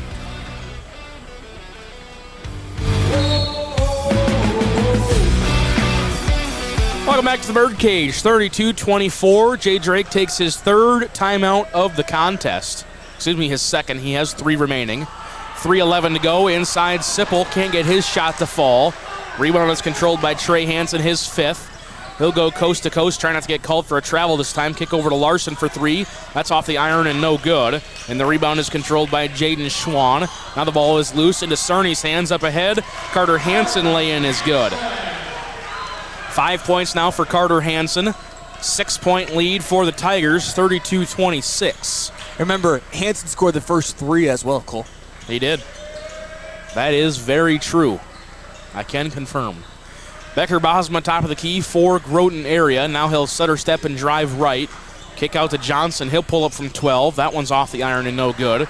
Gabe Larson with a big defensive rebound. Tanagers trying to get back on a little bit of a run. Again, they had this ball game tied. Have not gotten it close since. Step back 3. Trey Hansen is good. 15 points for Trey Hansen. Back down to a 1-possession game. I think Jay Drake is really starting to question himself. Why did I not call this timeout sooner? Because as soon as he does that, things get correct. All of a sudden, Vermillion goes on a 5-0 run. Bosma, he'll respond with a 3 of his own. 9 points for Becker Bosma, all from behind the arc. It just continues to be great shooting by Groton area. The question is, can they carry that as they move into the second half? Cerny, top of the key, dribble weave here for the Vermillion Tanagers with a 5-out offense. Luke Jensen has it right side. Now Carter Hansen, right wing extended. He'll jab step, now drive middle. Couple spins, now bounce pass, nifty move. Good cut, good find, and good finish by Landon Cerny. 4 points for him. Great offensive play around Cerny to find himself open underneath the bucket and give a huge assist there to Carter Hansen to make sure he found Cerny, because sometimes we see that and it's a miss. Ryder Johnson, he can't respond. In and out, no good. Rebound, ball is loose, and bodies are hitting the floor, but it's controlled by the Vermillion Tanagers. Gabe Larson once again. Trey Hansen, he'll pull up from 10. That one's off the mark. Becker Bosma with another rebound. Quickly up ahead go the Groton area Tigers. Bosma had Zach wide open in the corner, didn't take it. Now to Sipple inside. His little awkward spin around shot. That one's good. 6 points for Gage Sipples. Back to a 6-point lead for the Tigers. Carter Hansen, he'll drive middle. His lay-in, no, but contact from behind. Carter Hansen will go to the free throw line and shoot 2 free throws. Groton thought they might have been able to tie that one up or at least block this shot, asking for a jump ball there, but good move by Carter Hansen. And going back, this has been the MO of the Vermillion Tanagers all game long is try to drive inside, either hit the shot, or if you're not going to make the shot, try to draw a foul. So we've seen the Tigers called for 4 here in this quarter, only 1 against the Vermillion Tanagers, and that 1 was an offensive foul on Trey Hansen. First free throw is good for Carter. Now 6 points for him. Make that 7. 9 of 10 are the Tanagers from the free throw line. Carter Hansen now with 7 points. 4-point lead for the Tigers. Big defensive stop needed here for the Vermillion Tanagers. At a 4-point game going into half the way the Tigers have been shooting from deep, you would appreciate that if you're head coach Jay Drake. Inside Sipple, contact. They're going to say Blanchette wasn't quite set yet. Count the bucket and the foul for Gage Sipple. It'll be the second foul on Spencer Blanchette. Yeah, it looked like I thought Spencer might have been set, but that's just as much as a 3-point play. Even if the maker of the miss of the free throw, that opportunity here, and you make it, you're back up to a 7-point game. And like I said, a 4-point deficit for the Vermillion Tanagers is not as bad. And so you're going to need a big 3 here. You'd appreciate that at the most. And now we're going to get a warning, it looks like, called from the bench. No stoppage. The clock didn't start right away. Apologize. Yep. Talk about stoppage of the clock. Anytime that's happened now, Cole, this one they probably doesn't matter as much. Because Vermillion's going to hold for the last second shot anyways. Let's be honest. Yeah, that was just this pretty much just lets Groton get set in the full court defense. That's pretty much all it did. So now the clock is rolling. Again, shot clock is off. Trey Hansen will bring it across into the front court. Trey guarded by Carson Zach. Now over to Carter. High right wing. Spencer Blanchette. Hands off to Trey. Very close to that half-court line. Now Trey Hansen with 8. He's got 7. He's got 6. He'll cross over. Now he'll drive middle. Floater. Can't get it to fall. Tip in. He can't get that one to fall. Sipple with the rebound, and the buzzer will sound before the three-quarter court shot goes up. That is how the first half will end. The Groton area Tigers lead the Vermillion Tanagers 39-33. We're going to step aside. When we come back, stats and analysis from the first half and what scores from around the state we can find. That is on the way next here on Vermillion Tanagers Live Ticket TV. Much to bear. Finding the resiliency within us can help us find healing. The 988 Suicide and Crisis Lifeline provides 24/7 free support for anyone in suicidal distress or emotional crisis. All texts and calls are anonymous and connect you to local resources that uphold cultural values and pave the way to healing. Find the strength within you. Find the strength within our culture. Reach out if you need help today. When it comes to advertising, reaching the right market while giving back to the school is just plain right.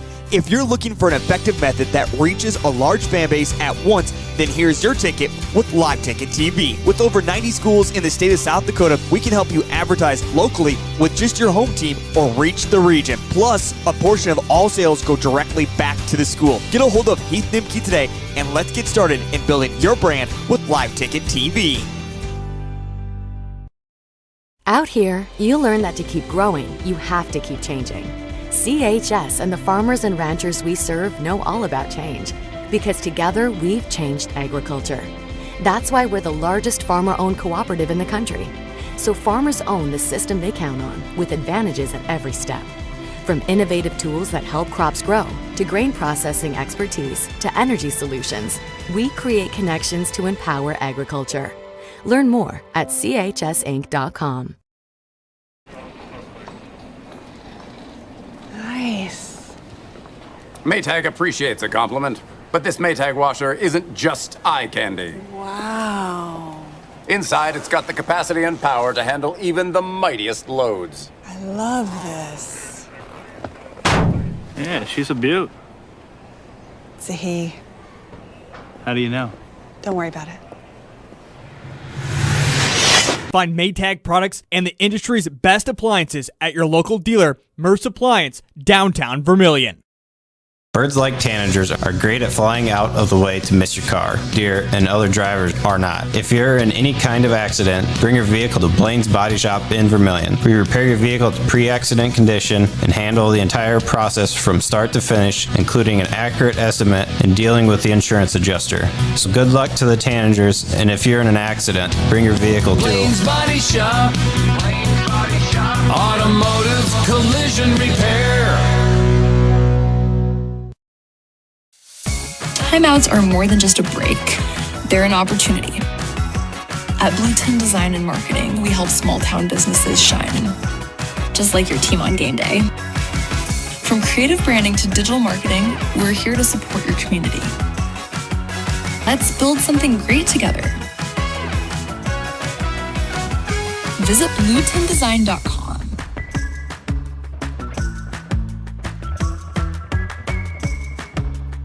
Welcome back to the Vermillion Booster Club Press Box, proud supporters of all Tanager athletics and the student athlete.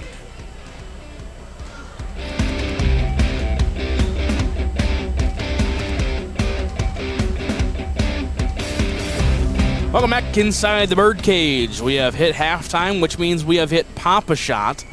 $1 to shoot a 3 to get a 2-liter pop. I bring in my broadcast partner, Heath Nimke, for a moment. Were you ever good at this? Pop-A-Shot? First, I already lost $1 today, so I don't really want to talk. Well, yeah, you did. I don't want to talk about me losing $1. Witness. Cool. You've never seen me play basketball, have you? No. I've heard rumors that you're some record holder. There might be a few records. There's not. That I hold in the state of Iowa. There's not. They're certainly not for shooting. Let's put it that way. They might have been for assisting the shooter, but no, they're probably They're probably for fouls. That too. I might have been an aggressive player. I bet. I'm not denying. I might have been that type of guy that's like, hey, you got me for 3 quarters, coach. 3 quarters. Yeah. Okay, because we're picking up number 4 in the second quarter. And as soon as I get out there, I got about a minute. And I'm riding that bench for the next 15 because and they were hard fouls, don't get me wrong. I heard a couple kids along the way. But, yes, so to answer your question, Papa Shot, me shooting a 3 was not in the plethora. It was Heath, you're out there to provide tough defense, don't shoot the ball. Yeah, well, I'm decent at Papa Shot. I believe I'm 1 for 2 in my career. I should so go not down bad. there. That's 50%. Well, they're gone now. All the pops are gone, so too late. Your halftime score, again, 39-33 in favor of the Groton area Tigers. Let's see first half scoring stats. First for the Vermillion Tanagers, Trey Hansen leads all scoring for the Tanagers, 15 points, 6 rebounds, 2 assists, and a steal. Carter Hansen with 7 points, a rebound, and an assist. Gabe Larson with 5 and 3 rebounds. Landon Cerny with 4, a rebound, an assist, and a steal. Luke Jensen with 2. That rounds out their scoring. They shot 9 of 10 from the first half, as now you see the Groton area Tigers. Quick halftime speech. They are already back out there. 14 in the first, 19 in the second for their total of 33 points for Vermillion. For the Groton area Tigers, 16 points from Ryder Johnson, 14 of them in that first quarter. He also had a rebound and 2 assists. 9 points for Becker Bosma on 4 rebounds and an assist. 8 for Gage Sipple, 6 of those in the second quarter, and 2 rebounds, and 6 points for Carson Zach, a rebound and an assist. Jaden Schwann with a rebound, and Keegan Tracy with an assist in that first half as well. They shot 1 for 3 from the free throw line. They scored 22 in the first, 17 in the second for their total of 39. Again, that brings us to your halftime score, 39-33. As again, I turn it over to my broadcast partner, color analyst, producer, weatherman over here, Mr. Heath Nimke.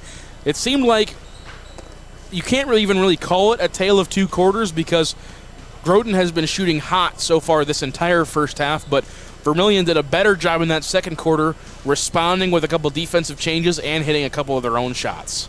Great job on no more really help defense, and when Groton area is going to shoot the 3, making sure they're contested 3s. Hand in the face, don't give them any open looks. Great change from Jay Drake and his group in that second quarter. We even saw that kind of change late in the first quarter, but Groton area did a great job of knocking down shots in the first quarter as well as they did in the second quarter. And as you mentioned as well, for Vermillion, they were able to knock down shots. It just felt, though, Groton area was always able to eliminate the momentum shift. Vermillion got down to a tied score at one point early there on an 8-0 run to start the second quarter, and it seemed like everything was about to go Vermillion's way. All of a sudden, Groton went on an 8-2 run of their own and kind of took back a little bit of the lead and then maintained that lead throughout the second quarter. So for Vermillion, just continue to contest shots. You feel like Groton area can't keep shooting deep like that. But one thing Groton is good at is we talked about shooting the 3, but we also saw them plenty in that first half of drive to the bucket. Also rebounding. They outsize Vermillion slightly, but they are aggressive on the boards. You got to make sure that Vermillion doesn't give second and third opportunities to the Groton area Tigers. For Groton area, continue to move the ball around. That is when we see their offense clicking on all cylinders. Can't get stagnant. Can't have one guy hold on to the ball for more than 7 seconds in the front court. Got to keep moving that around because that's one of the biggest ways that you beat man defense is if you keep the eyes moving of the defender constantly. You as a player continue to roll, try to find yourself in open areas.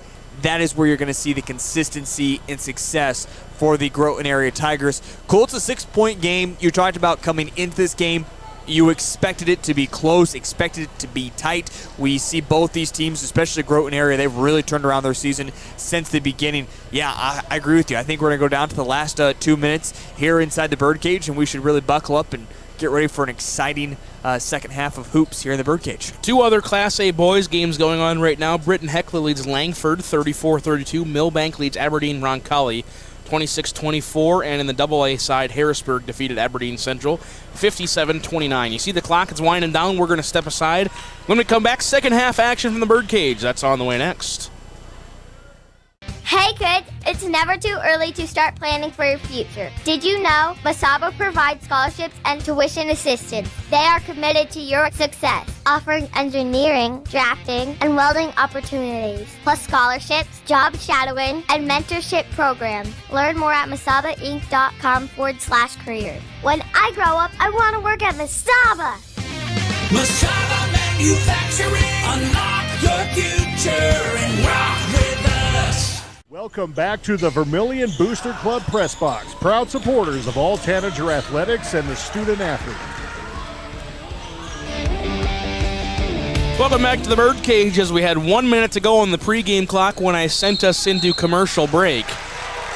And then I looked up at the clock, and with 52 seconds left in the halftime, we stopped it, rang the buzzer, and put 8 minutes up there. So we got you back a little late. You have not missed much. You missed a missed shot from Groton, and you missed a travel on Carter Hansen.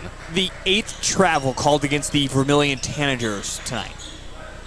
I believe it. I haven't been counting exactly, but I know you have. That's one of those obscure numbers that you always keep track of. And now, back-to-back travels as Becker Bosma took a couple extra steps before his pass. 3 possessions, no points, 7:18 to play here in the third quarter. 4 against Groton, 12 overall on travels called. I don't know the last time I saw more than 5 travels called in a game. That is a very good point. I agree with you. Carter Henson, right wing 3. He got that one to go. Now 10 points for him in the ball game. Second Tanager in double figures. Tanagers open up the first half on a 3-0 run. Finally got a possession without a turnover or a travel called. They get 3 points on the board. Tracy drives in, floater. That one's short, no good, off the front of the rim. Trey Hansen now with his 7th rebound. He'll go coast to coast, underhand lay-in. No good, but 2 whistles and a foul going to be called. Carson Zach, first personal, and the first team foul. Trying to get just the open space there, and it closed quickly for Trey Hansen. Sometimes you'll see guys as that window of opportunity close, just pull up and shoot, but Trey Hansen went up confident and almost got the bucket to fall as well. Great move by him, and already a good start by this Vermillion offense to get things rolling right away. Cole, I want to note the conversation was for the Groton area Tigers at halftime because it only lasted about 4 minutes. And again, they've now given up a 5-0 run, have the Tigers. Tanagers have it back within 1. Trey Hansen, 17 points, 8 for 8 from the free throw line. He's got the Tanagers now up to 11 for 12 from the line in the ball game. Ball is loose in the hands of Trey Hansen. Coast to coast lay in. No, blocked, but a whistle, 2 of them, and a foul called. Trey Hansen back to the free throw line. This reminds me of old school football. We're going to run it right down your throat. And that's exactly what Vermillion Tanagers have said is we're going to take it straight to the rack. We have guys that are skilled and talented enough to keep the ball away from your arms as they drive in, able to draw the contact. Great moves by Trey Hansen already to start this third quarter, and they are taking it to Groton area immediately. And Cole, don't look now, but all of a sudden a lead for the Vermillion Tanagers. First time we've heard those words uttered here in this ball game since the very beginning of the first quarter. It is a lead for the Tanagers, and the Tigers cannot respond. We're going to get a rebounding foul called on Landon Cerny. Trey Hansen, by the way, 19 points for him, 10 of 10 from the free throw line. Cerny in the wrong spot that time, and definitely a right call as he was trying to push his defender out of the way while he was in the air. We hit a buzzer just to clarify who the foul was on. Yes, Cerny, first personal, first team foul. Quick inbounds pass, lay-in is good by Carson Zach. He's got 8 points, and now a quick timeout called by Brian Dolan in Groton area. 60-second timeout, we'll take it with him. Back to the birdcage in a minute. Midwest Ready Mix Equipment is your locally owned and operated ready mix company. Their specialty, 6x6 front discharge mixer trucks that allows for better placement of concrete and ease of use. Midwest Ready Mix Equipment offers the highest quality of concrete products and aggregates, and also a full-service dealer for Logon equipment featuring telehandlers, excavators, and ASV track skid loaders for purchase or rent. Midwest Ready Mix Equipment, East Highway 50, Vermillion.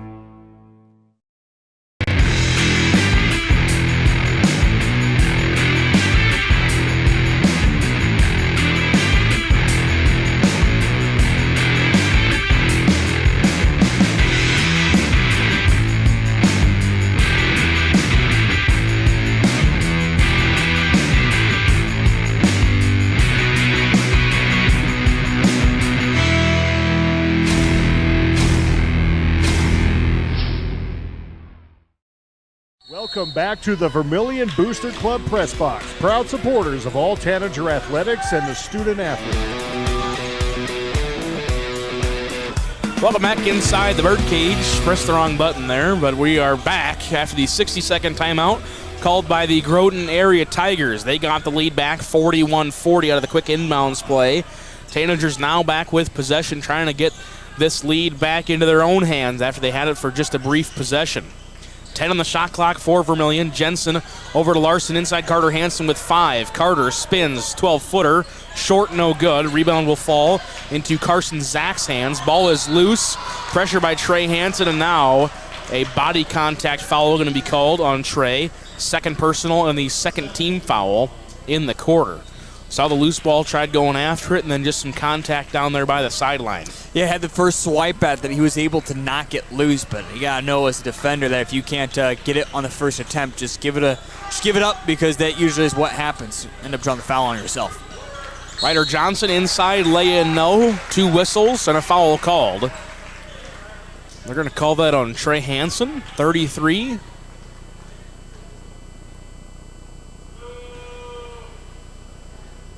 And the scoreboard hasn't updated, and everybody at the scores table looking around saying, not sure who it was on. Free throw is good by Ryder Johnson. Now 2 for 4. Still have no update on who the foul is on. Yeah, I don't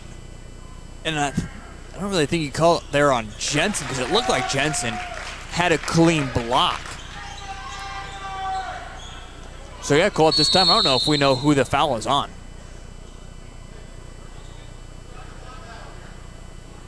Clock didn't start again. Third time that's happened tonight. Yep. Must have been a strange Friday. It has. We still don't know who that last foul was on. No announcement from John Fry. No update to the scoreboard. Everybody's kind of looking around, but we play ball, I guess. So who that last foul was on is a mystery. Quick threes off the mark. Carter Hansen with the offensive rebound. Again, Tanagers now down 3 out of the last 2 free throws by Ryder Johnson. He has 18 points. Again, 14 of those in the first quarter. Trey Hansen to Landon Cerny in the corner. He'll pump fake, drive baseline, back out Jensen. Jensen drives baseline, blocked away from behind by Sipple, but it's controlled by Larson. 12 on the shot clock. Now the ball is loose, stolen away by Keegan Tracy. Tracy coast-to-coast lay-in, way too strong, no good. Carter Hansen with the rebound. Body slamming into the pads here on the near side. 2-on-1 break. Jensen up ahead. That's the travel, and it is called. Good call. I mean, you just got to go up right away. Absolutely. You're exactly right, but just what a wild Friday it's been. We got bodies hitting the floor. We got travels every 3 possessions that have definitely been travels. Again, I'm not saying that they've been calling it incorrect. They've been travels every single time, but it's just so odd that you see this many of them and neither team has really moved to try and fix the problem. 14, by the way, have been called tonight. 14 total. There we go. I believe it's a 9-5 the split. Yep. There we go. Just like Dolly Parton once said. Carson Zach, right wing 3. That one's off the side of the rim, no good. Gabe Larson with the rebound. Maybe you see your favorite term, the law of averages, start to play in with the 3-point shooting of Groton. Yeah, and that's exactly right. As all of a sudden they have not been able to hit a 3, but one thing they've done is great job defensively of eliminating Vermillion to really get on a good run to open this one wide open. As I say that, Trey Hansen knocks down a big bucket. 21 points, the game high for Trey Hansen. Again, just a 1-point lead now for Groton. Pass inside. Lay-in is good by Sipple. He now has double figures with 10. Came in averaging 7 points, 6 rebounds a contest. Back up to a 3-point lead for the Tigers. And right there it is. It's like all of a sudden it seems like Vermillion might have a chance to take the lead back, and Groton comes down and gets a bucket. Jensen, left corner three. What a response by the Tanagers. 5 points now for Luke Jensen. And it's tied at 45. Ball is loose underneath. Groton will control it. Becker Bosma now has it. Hands it off. Inside Zach. He lost it for a moment. Got his dribble back. Now to Keegan Tracy. Three-pointer. Ryder Johnson got it. Cold-blooded Ryder Johnson. He responds with a three of his own. 21 points for him. And it's back up to a 3-point lead for Groton area. And all of a sudden you can see both teams are starting to get really gassed here in this third quarter. Is all of a sudden become a war of attrition. And the Tigers are playing that full court defense. Cerny from the corner. Got it. Landon Cerny with the response. Now 7 points for him. Timeout called by head coach Jay Drake of the Vermillion Tanagers. It'll be a 60-second timeout. We'll take it with him. Back to the birdcage in a minute. CoreCares helps individuals stay at home by offering caregiving, nursing, and medical alert systems in over 55 communities in South Dakota. Specializing in tasks like bathing, meal prep, and medication setups, our well-trained staff delivers exceptional care. We invest in our team through customized training and comprehensive benefits. To learn more about job opportunities or services, visit our website at corecares.com. CoreCares, proudly serving our community. Jensen Kennels is your safe place to take your dog while you're away. They have over 7,000 square feet of indoor run space and outdoor play yards. They pride themselves in providing enrichment both mentally and physically for all types of dog. And speaking of size, Jensen Kennels can host any size of dog, from the smallest Boston Terrier to the largest Great Dane. To find out the full services Jensen Kennels offers, check out their website and Facebook pages. Next time you need your dog to stay in a safe, fun environment, make it Jensen's Kennels. Welcome back to the Vermillion Booster Club Press Box, proud supporters of all Tanager athletics and the student athletes. Welcome back to the birdcage. Quickly, an offensive foul called as they try to get it inside to Gage Sipple. Good job there by Gabe Larson to stand in and take it. Second personal on Gage Sipple. The third team foul on the Groton area Tigers. Tie ball game at 48. Tanagers trying to take back a lead, would be just their third of the ball game. Very early in the first, just about 3 minutes ago as well. Cerny, that was Larson from the corner, could not get it to fall. Sipple with his third defensive rebound. Johnson quickly up ahead, underhand pass. Bosma left corner three. In and out, no good. Just about went in. Probably should have. Sipple with the offensive rebound, and he is fouled. And Gage Sipple, the big man, will shoot 2 free throws. Should have pulled up the instant replay there, Cole, but I don't know. I didn't really see much of a shooting motion that time. It looked like just more of a rebound. Certainly was a foul. I mean, a lot of contact was there, but did not see Gage Sipple make any motion to go back up. Sipple's free throw is good. Groton now 4 of 6 from the free throw line.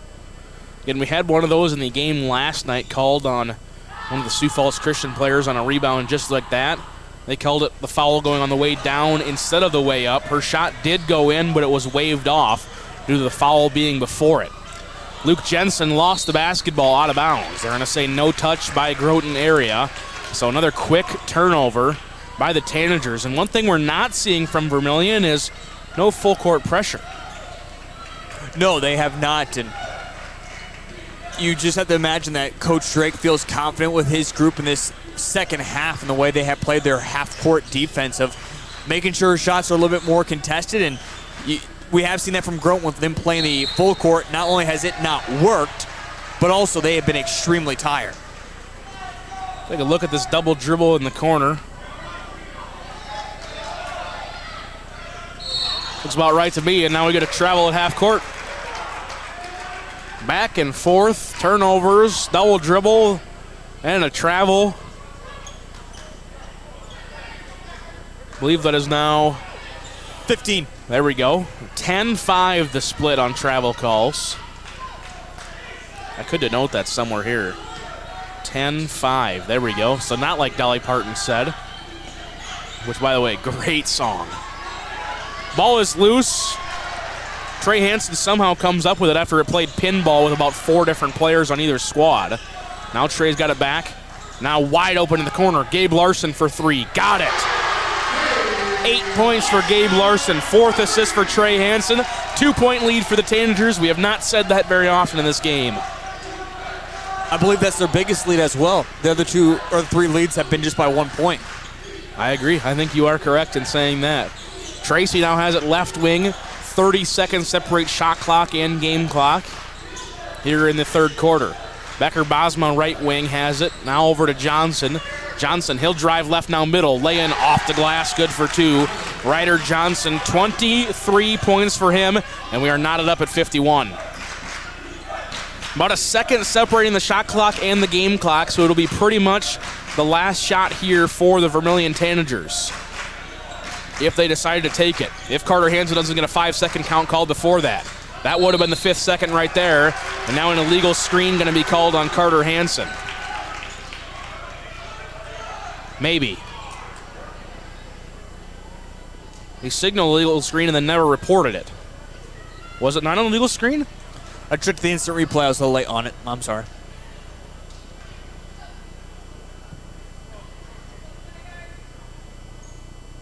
Or no, did he call the 5-second? I think it was the 5-second call, because he did. He just called it and went straight over to the other side of the court. So that's what I'm going with. It looked like a charge motion, but we're going to say it was a 5-second call, I guess. Gage Sipple inside, now double teamed, and he took one too many steps. 16 travels now called in this ball game. 4.3 seconds for the Tanagers to work with.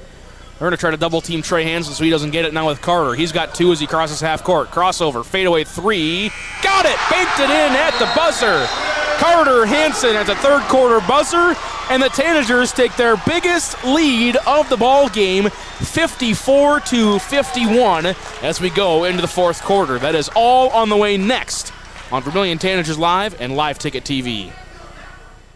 Fentanyl is a powerful synthetic opioid, up to 100 times stronger than morphine. Even a tiny amount can be deadly. It's often mixed with other drugs without your knowledge, increasing your risk of overdose. Protect yourself and your loved ones and avoid unknown substances. Stay informed, stay safe, and remember, one pill can kill. For more information on fentanyl prevention, visit your local health resource or speak to a healthcare professional today. This message was brought to you by the Great Plains Tribal Opioid Response, so that the people may live. Welcome back to the Vermillion Booster Club Press Box, proud supporters of all Tanager athletics and the student athlete.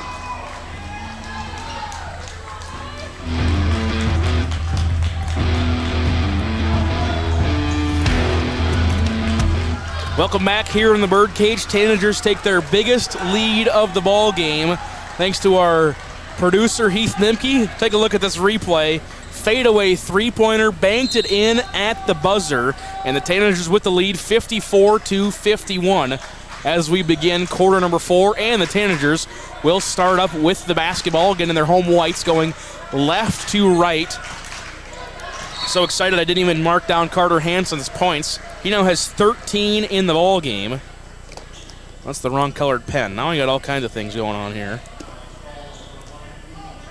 Third personal foul on Keegan Tracy, the first team foul called in this quarter.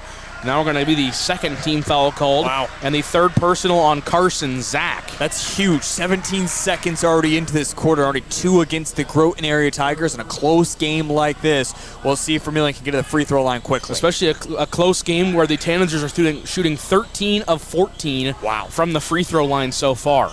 If you're Vermillion, you got to keep attacking too. You want to get to that mark. You want to get to the free throw line early. Gabe Larson straight away off the side of the rim and no good. Becker Bosma with a big defensive rebound. Tigers want a quick push quickly ahead. Becker Bosma missed the three-pointer.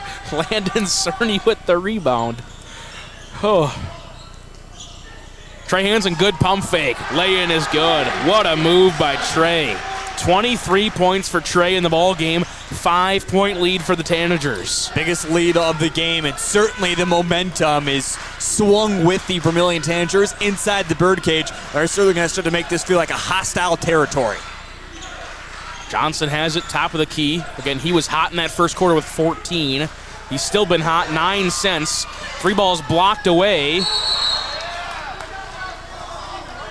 Now we're going to get an overruling. Brad Coleman said that Jensen did not come back in. Jay Drake says exactly what a lot of the Vermillion crowd is saying, is like, you cannot see it there.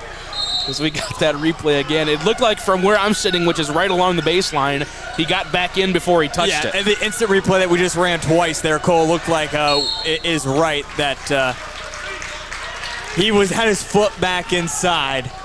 And Jay Drake does have a point there as well. The nearest official right there along the baseline said, nope, he got it back into play. The one coming from that didn't have the right angle, because we're seeing it the same way that the camera is seen. We have a moment. Why not pull it back up one more time? I mean, you just take a look at the way it's going. This one here? Yep.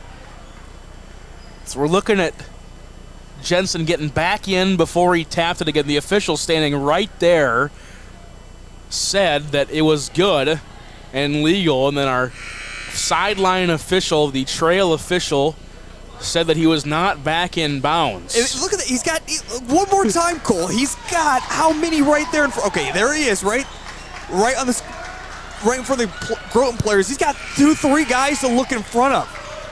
And you better be darn right if you're making that type of call. And Jay Drake is saying right now as well to the official that was on the baseline, he was over there by the Tanager sideline on that last timeout, saying you cannot let him overrule you like that. I believe his explanation was he whistled it and called it. I can't just say nothing because then we got an inadvertent whistle, jump ball, and possession goes back to him anyway. At least that's just my best estimate. Jensen, top of the key. In the end, it doesn't matter. Groton area doesn't score. Exactly. After all that, and a timeout called, we get no points on the board. Carter Hansen drives in, lay-in no good, but a contact whistle foul called. Going to be the 4th personal foul on Carson Zach, the 3rd team foul already with 1:50 gone here in the 4th. By the way, go back to that. Groton areas had now ran 3 different set plays along the baseline, basically inbound score. You run those all the time in your practice. You make sure those are set plays to always score. Groton is 0-3 so far tonight. They have not scored on those inbound plays. Carter Hansen missed the front end, got the second one. 14 of 16 from the free throw line are the Tanagers. Biggest lead of the ball game is 6 for Vermillion, and that is right now 57-51. If you're Groton, you need a bucket here. Why not? Ryder Johnson, he'll try to respond. That one's off the mark. Rebound is loose. It was controlled by Ryder Johnson, then he threw it right to Landon Cerny.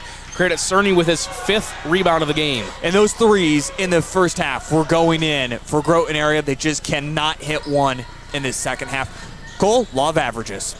Again, Ryder Johnson, 23 points, 6 3-pointers in the ball game for him. Has not hit a 3 since early in the 3rd quarter.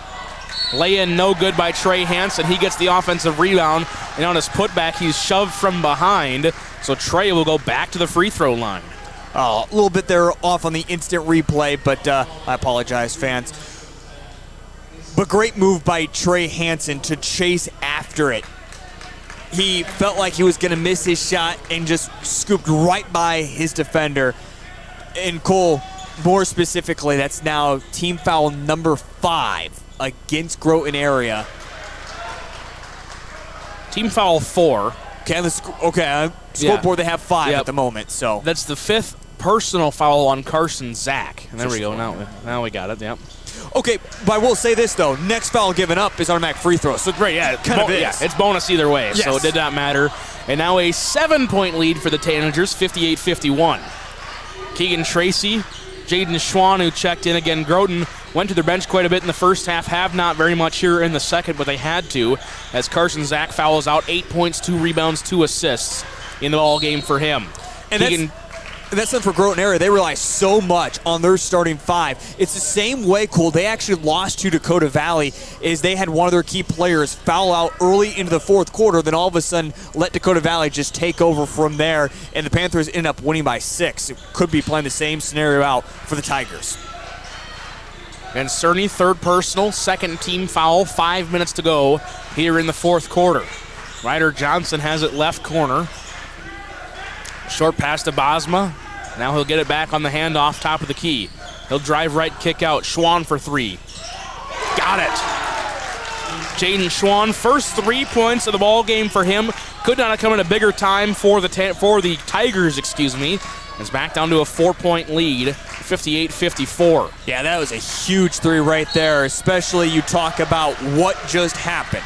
You missed the 3, 58-51. You're sending Jensen to the free throw line. He even goes 1 or 2. Everything is just completely swung against the Tigers, but now you make that 3 and say, all right, 2 free throws, 1 free throw, whatever it may be here, you're still in a fighting chance. First free throw, off the mark, no good. Again, this is a Tanagers team that was 1 point, 13 of 14 from the free throw line. They're now 15 of 19, so still a pretty good number, but not as good as it was. Shooting 20 free throws, which is now saying you're getting to the free throw line a minimum of 10 times. Make that 16 of 20. Jensen 6 points, 5-point lead for the Tanagers. Ryan Dolan trying to call on an offensive set, little bit of dribble motion and a backdoor cut. It was there. Turner Thompson was open, did not get the pass from Keegan Tracy. Ball was tipped, no over and back. 15 on the shot clock now for the Tigers. Bosma thought about the step back 3, now he's got 12. Bosma, he'll take it from the left wing, gonna be short, no good. And the rebound is controlled by Cerny. And Groton is now in a hurry. They have hit desperation mode as players. You can see it on their faces. They are trying to force that 3. And another big shot here from the Vermillion Tanagers. Cole, I know with 3:58, the way Vermillion had played earlier this season compared to when we go back a couple weeks ago against Del Rapids, I would say firmly enough that right there is the dagger shot for the Vermillion Tanagers and Trey Hansen. Trey Hansen now 25 points in the ball game for him.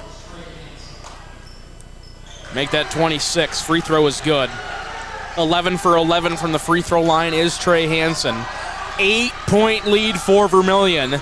Crowd's getting into it more and more as the game goes on. It's crazy to think with 4 minutes to go, you're right, this Groton team seems like they're rushing so much offensively. They're ignoring the easy reads and trying to take the tough shots. Yeah, and they really are desperate for threes, trying to hit something down, and big bucket that time, and that's what you just got to play. You still have plenty of time. If you're Groton area, you don't need to shoot desperate threes. There's a lot. 337 is going to feel like a lifetime if you're Jay Drake. 25 points now for Ryder Johnson. Make that 26. Tigers now 5 of 8 from the free throw line. So Groton has shot 8 free throws. Vermillion has shot 21. Trey Hansen crosses the timeline. Now he's got it right wing, contact, and Trey Hansen will go to the free throw line and shoot some bonus free throws. If you're Groton area, you're probably a little upset there as there was some contact made. Not felt like maybe a whole lot, but the head bob there by Trey Hansen was able to draw the free throws. And again, speaking of bonus, it's big time for the Vermillion Tanagers just to try to finish this game from the charity stripe. Again, Trey Hansen, you and I both know, very good at drawing contact and drawing whistles. Sometimes gets called for technicals. He does. Yeah, he does. 28 points now for Trey Hansen. The Tanagers are 19 of 23 from the free throw line. A majority of them being Trey Hansen. I believe he is 13 of 14 from the line because he did miss one of them in his front end earlier. Tracy kicks around. Good ball movement here by Groton, but they need a high-quality shot, not just high-quality passes. Thompson now to Bosma. 13 on the shot clock for the Tigers. Johnson has it. He'll drive baseline, lay in, blocked away by Carter Hansen.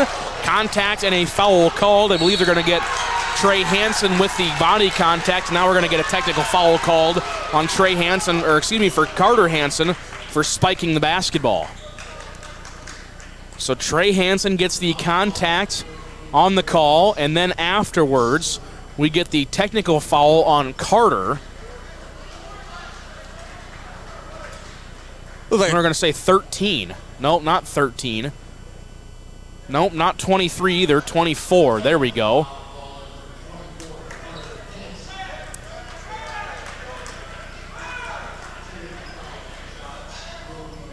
Jay Drake says we'll get the explanation, and we're going to shoot 2 uncontested free throws. Then we're going to shoot the 2 free throws for the actual contact. and Groton's going to get possession either way. And with the camera right now, we understand it's a little off-kiltered at the moment, so you can't necessarily see the free throws. There we go. But yeah, free throws being shot right now. First one was good. Second one is in and out and no good for Ryder Johnson. 27 points now for him. So we're going to shoot the two other ones now. Again, no reason for them to fill in the lane because they're just going to get the ball either way. 1 of 2, make that 2 of 3 on the uncontested free throws for Ryder Johnson. 28 points now, still not the leading scorer, but it is tied for the leading scorer.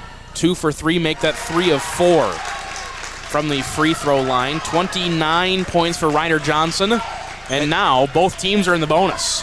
Here's that foul one more time that don't see a lot of contact on it. 64-60 is your score. Less than 3 minutes to go in this ball game. Just like that, with 3 free throws, Groton area right back into this one. Yeah, and they missed one, and that one miss is a huge one as well because you make it, it's a one-possession game. And then now a turnover.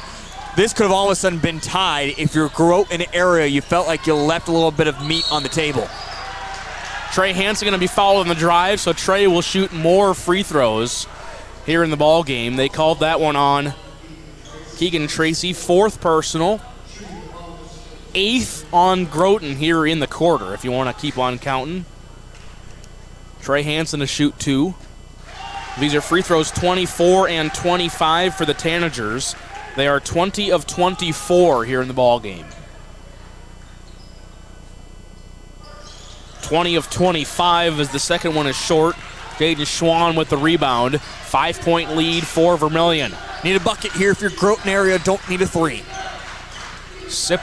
That's Turner Thompson. Gets it over to Ryder Johnson. He'll take the left wing 3.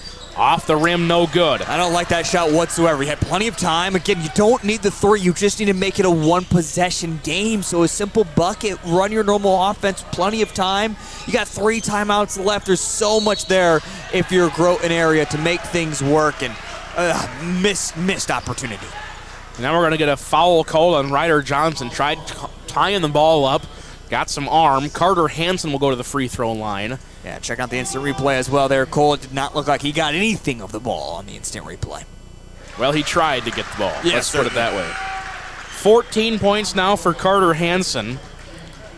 Easton Weber, the 5'10 freshman guard, checks in for the first time. At this point, if you're Groton area, you're just trying to get bodies out there that don't have major foul trouble. Which does take them out of their normal rotation of offense because, again, they rely so much on basically 7 guys, even really their starting 5, to get things done offensively, that you throw guys that aren't usually put into position like this, things are really tough. And it feels like now all of a sudden, back-to-back possessions, it's been back-to-back desperate 3s. Groton crowd wanted a rebounding foul called. Nothing there. 7-point lead for the Tanagers. Trey Hansen now officially with a double-double. 29 points, 11 rebounds. Trey Hansen going to get fouled before the shot, but he's shooting 2 free throws regardless. And 2 fans directly to my right, not impressed.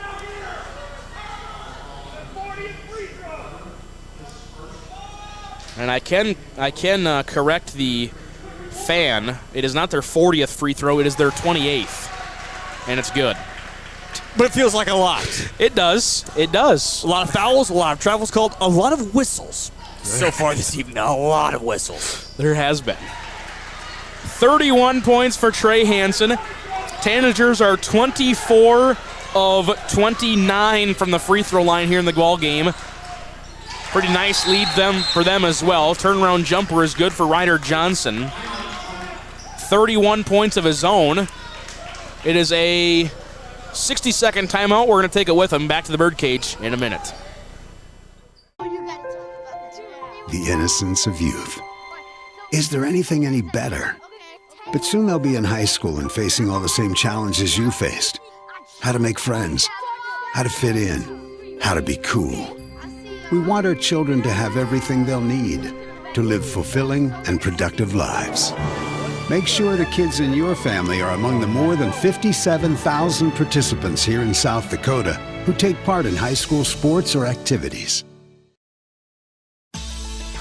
Make a big impact on your land. for less at Grossenberg Implement. Right now, used planters and air seeders are aggressively marked down and have great financing options for those who qualify. Stop by any of Grossenberg's 9 locations in South Dakota, Nebraska, and Wyoming, or check out used planters and air seeders online at grossenberg.com. Grossenberg Implement, where service is the other half of a great deal. Welcome back to the Vermillion Booster Club Press Box, proud supporters of all Tanager athletics and the student athlete. Out of the 60-second timeout of Groton area, it's been a whirlwind here to my right. Loose ball foul on Easton Weber. As we had one of our officials here, the one, of course, that I cannot remember his name, one of the fans got his attention. They've been pretty vocal all game, and then during the timeout, instead of bringing Jason Huska over and having a seatmate, he just said, all right, I'll walk myself out. So he walked all the way across, and he's currently in the comments.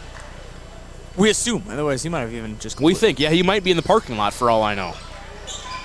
Carter Hansen, 16 points off that last free throw. 25 of 31 are the Tanagers from the free throw line. Easton Weber from the bench. Three-pointer is good. First 3 points of the ball game for him. It is a 30-second timeout called by the Groton area Tigers. They'll have 1 remaining. Heath, I mean, at one point in this ball game, you and I both agreed with about 3.5 minutes to go. It seemed like it was desperation time for Groton. If they could quit fouling on the defensive end, they've got the lead in this game. And Vermillion hasn't been able to finish the free throw line. I mean, you're not going to get 2 of 2 every single time, but the last 3 trips, they have gone 1 of 2 from the free throw line. So you talk about 3 points right there, and every time it seems like, hey, Vermillion's got to put this one away, they allow a bucket on the opposite end, and all of a sudden, again, you talk about going 1 of 2 in the last 3 trips. That 3 counteracts everything, and Groton area still has a chance. Do have 1 timeout left, and of course, as we know, well beyond double bonus. 11 team fouls here in the quarter on the Groton area Tigers. So, yeah, like you said, even if we are in the old foul system, well into the double bonus. At this point, they may be shooting 3 free throws for every foul. Trey Hansen drives, under a minute to play in the quarter. Landon Cerny, floater is good for him. 9 points for Cerny, 7-point lead, 72-65. Johnson the other way, lay-in is short. Luke Jensen with the rebound.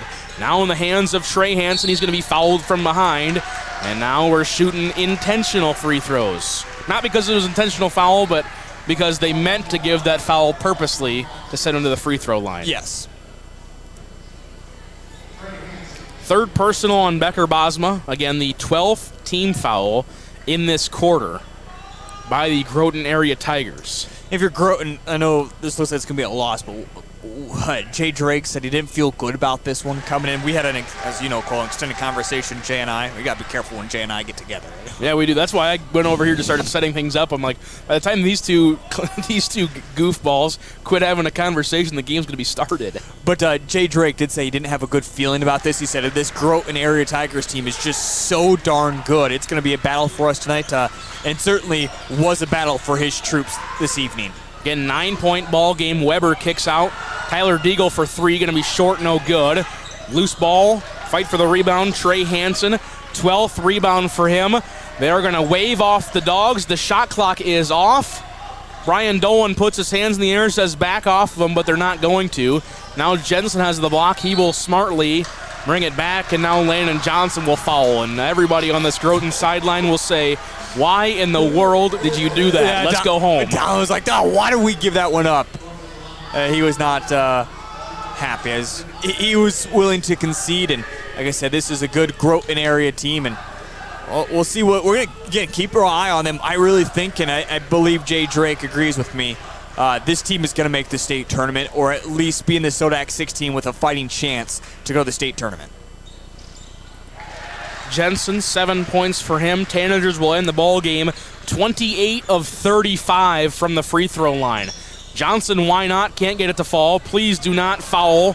Please don't call it if they do foul. There we go. That is going to be the end of the ball game. Ooh, that one, they're going to wave that one off. I like them waving that off, because Carter Hansen certainly did get it off in time. As you look on the instant replay there, bad take there by Carter Hansen on the in there.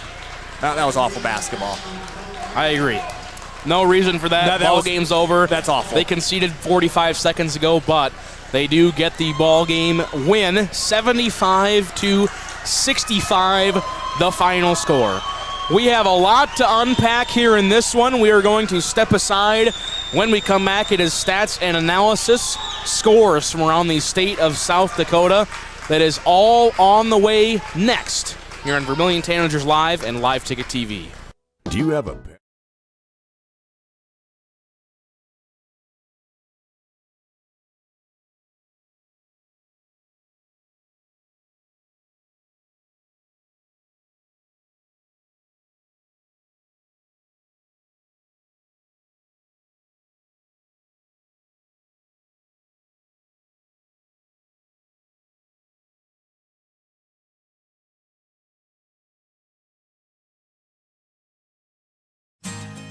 Insurance rates are on the rise, and now more than ever, every penny counts. With me, John Brooks at DFS Insurance, we can look over your coverages and find the right insurance carrier to help you keep your costs down. At DFS Insurance, I'm an independent agent, which allows me to offer a variety of different carriers to fit your needs. When you're ready for your free, no obligation quote, give me a call, and we'll get you on the path to the best and most affordable insurance you need with Dakota Financial Services. Welcome to Dakota PC Warehouse, where our staff aren't just friendly, we're certified nerds with a side of tech genius. Prepare to be awed as we unleash a barrage of geeky charm and unbeatable deals on PCs and HD TVs. And our tech gurus, armed with determination and a questionable assortment of snacks, can fix just about anything. We love technology and making it work for you. Dakota PC Warehouse, because being a nerd is our superpower.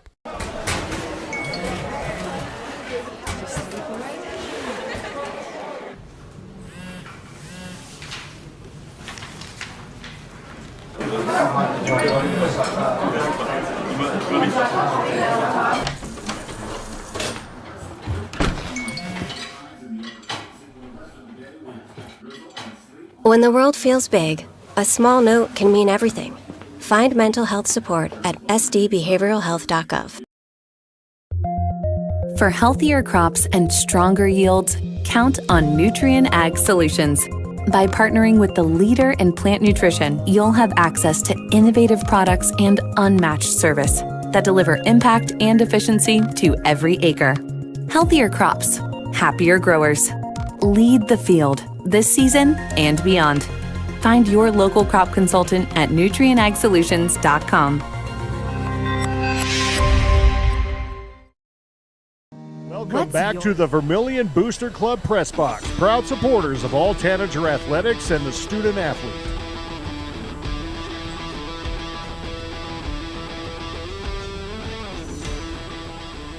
Welcome back inside the Birdcage. Your final score, 75-65, in favor of the Vermillion Tanagers. Heath Nimke is trying to find some replays. Just showing some highlights throughout this evening's game. Let's give you some highlights from this evening game as I get you your final stats here tonight. First, for the Groton area Tigers, 65 points. Ryder Johnson, the leading scorer, with 31 points, a rebound, and 2 assists. Gage Sipple, 11 points, 4 rebounds for him. Becker Bosma, 9 points, 5 rebounds, 2 assists. Carson Zach, 8 points, 2 rebounds, 2 assists. 3 points apiece for Easton Weber and Jaden Schwann off the bench. 2 rebounds and an assist for Keegan Tracy. They shot 8 of 12 from the free throw line in the ball game. They scored 22 in the first, 17 in the second, 12 in the third, 14 in the fourth for their total of 65 points. They will fall to 10-5 on their season.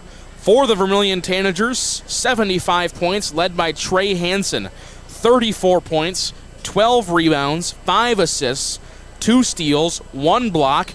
He himself went 19 of 21 from the free throw line. Carter Hansen was 16 points, 3 rebounds, 3 assists, 1 steal for him. Landon Cerny with 9 points, 6 rebounds, an assist, and a steal. Gabe Larson with 8 points, 4 rebounds. Luke Jensen, 7 points, and a rebound. Vermillion shot 28 of 35 from the free throw line here tonight.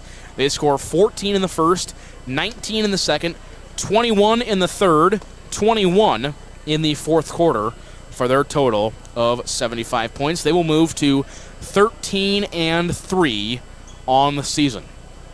Turn it over to my broadcast partner, Heath Nimke. Heath, you got to give a lot of credit to Vermillion for finally getting over the hump. It seemed like for a while there they were just down and could not get anything going on the offensive end just to even get the lead back. And then finally, once they got their third lead of the ball game, it just kind of opened up from there. It seemed like they were getting more confidence, and it also happened, you can say the same thing on Saturday as well. It just seemed like Groton couldn't hit any shots. Give a lot of credit to Vermillion of just finding a way to finish this one off. That's really been one of their key things this year, is struggling to find a way to finish games off in the first part of the season. And ever since then, they've done a great job of finding a way to finish things off, and that once again tonight. They're getting set for our post-game interviews, joined by the senior guard Landon Cerny. Just getting them all situated, and, oh, there we go, pressed the wrong button. Get them all situated and ready to rock again. 75-65 the final score. Talk about a grind of a ball game. It seemed like for a while you just couldn't quite get over the hump, and then once you got your third lead of the ball game, you just ran with it. Yeah, that was a great game. It was awesome. It was a great win. Great team win. The bench was awesome. The crowd was awesome. Everyone played great. It was awesome. Now, you're talking about maybe a little bit different of a schedule. You've had a little bit of a break. You played obviously on Tuesday and then playing on Friday. Does it feel any different playing on these Friday night games? We actually all said we liked the Friday night games. It's nice, especially when you get the win. Going to the weekend with a win, Super Bowl this weekend, it'll be awesome. It'll be great. And even an earlier start as well. And it's scheduled for about 6:15. Got started a little bit later than that. But, yeah, like you said, going into Super Bowl weekend, you guys get the 10-point win. It seemed like for a while there, Ryder Johnson for Groton just could not miss. Yeah, in the first quarter, he had 11 right away. He was hitting, and give him credit for making them. But finally, what did he end with, like 25? 31 points Ryder Johnson finished with. Wow, yeah, give him credit. He played a great game, but we ended up pulling it out in the end. Yeah, you guys made some defensive changes between that first and second quarter. It seemed like whatever you guys changed up, they weren't shooting nearly as many open threes. Yeah, no. At half, we just said, hey, if we move our feet, if we get stops, we're perfect. We're right where we want to be. And then you talk about that second half. You outscored the Groton area Tigers 42-26. Now, a lot of those from the free throw line, 28 of 35. Is that the highest number of free throws you've seen you guys shoot in a game? Yeah, and Coach Drake said we've honestly haven't gotten to the free throw line as we had in year past, and yeah, 35 is insane. That's incredible. And we also saw another thing of one thing as well. A lot of travels called in this ball game. Did you guys have to adjust at all? Well, it's just like, you're playing so fast, and you're getting a couple of them. Yeah, they were probably travels, and maybe a couple of them weren't. But it's just how the refs were calling the game. They're calling it both ways. They did a good job. Again, 75-65, the final score. You go into Super Bowl weekend, and then you get another tough task in Dakota Valley coming to town on Tuesday. Mm-hmm. They're obviously going to be a pretty tough team, but if you can do what Sioux Falls Christian did to them, get them down early, I think you're going to have a good chance on Tuesday. Yes, it'll be a great game, and, yeah, we hope for a win there. Again, you finally wrapping up, finally getting towards this end of the season. Does it feel like already you guys have played 16 games? You only have 4 left? No, it does not feel like that at all. It feels like, we're just going in to that first week of practice with the 2-a-days. That was right around the corner, but now, we only have 4 left, which is crazy. Well, Landon, congratulations on the big win, 75-65. Take the win in, have some fun on the Super Bowl Sunday. Who are you cheering for? It's got to be the Eagles. We want someone else to win here. I am in 100% agreement with you. Thanks for joining us. Best of luck on Tuesday. Thank you. And again, Landon Cerny finished himself 9 points, 6 rebounds in the ball game for him, an assist and a steal. And now we're joined with Coach Budmeyer, as we always are on the post-game show. Talked about it with Landon a little bit.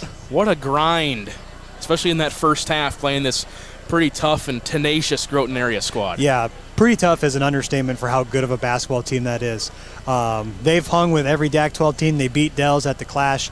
Kind of the ironic thing is a lot of their games all their games against Lennox, DV, and us kind of had the same game flow. They came out just blistering hot to start, hit 9 threes in the first half, and then we just kind of slowly chipped away, took the lead. My favorite thing about this game is we faced a lot of adversity in many different facets, and we met it head on with each one of them, and that's a great program, great team win. You talk about red hot there in that first half, the adversity in that first quarter, 14 points from Ryder Johnson on 4 of 5 shooting from deep. It seemed like he couldn't miss in that first. Yeah, he's a dang good player. We noticed him last year. Last year he kind of got hidden a little bit with older Zach, and then obviously you had Teets, who's playing at DSU and doing really good things up there. They had kind of a two-headed monster last year, and he was kind of the swingman from that. But now he's the guy, and he is the guy. He's a really good player. He's really crafty. He's a lot of fun to watch because he's just so smooth. Everything he does is smooth. Does a really good job hitting the three, also getting to the paint. Good passer as well. He's a good kid. Groton's got some great things going in their program, even their lower levels today.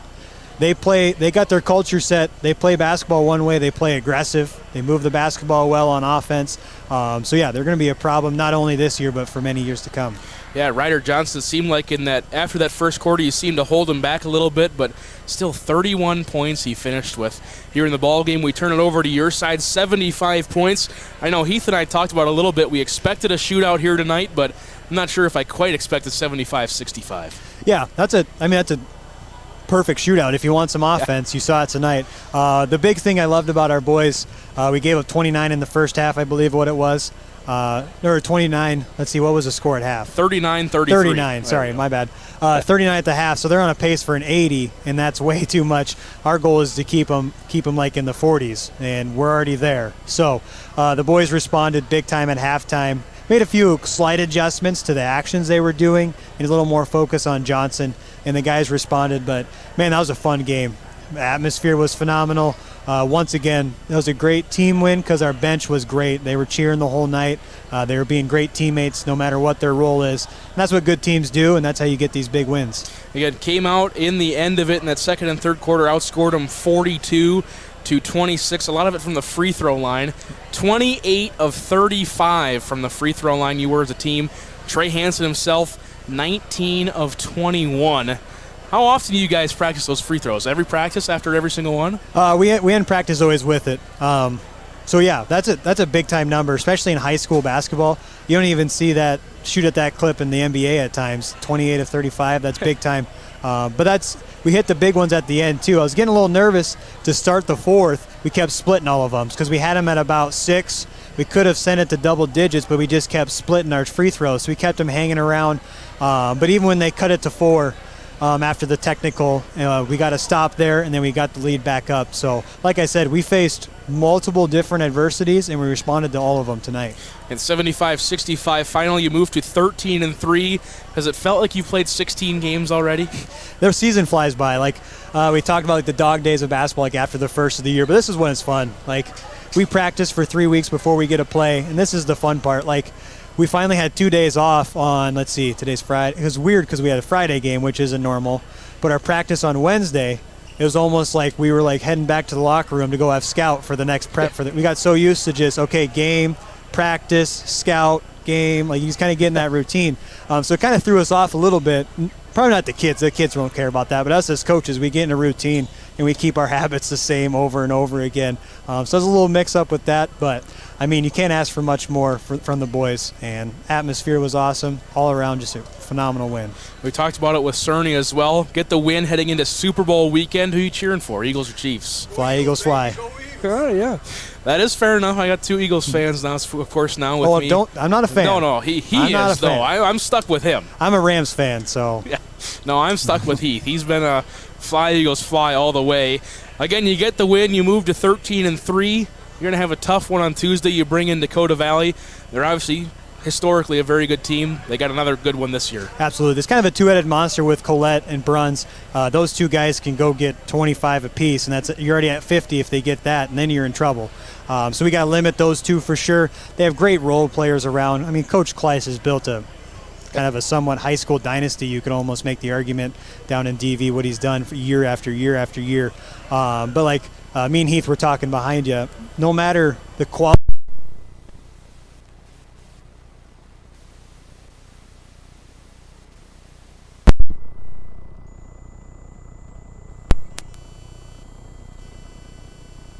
Maybe. There we go. Yeah, wrong court. Is that a sign like, hey, Coach Bud, get the hell out of here? Well, it's not even 8 o'clock yet, so I at least got you for a couple more minutes. But yeah, like I was saying, like what Coach Kleiss has built down there is special. And then with these rivalry games, it's what it's all about.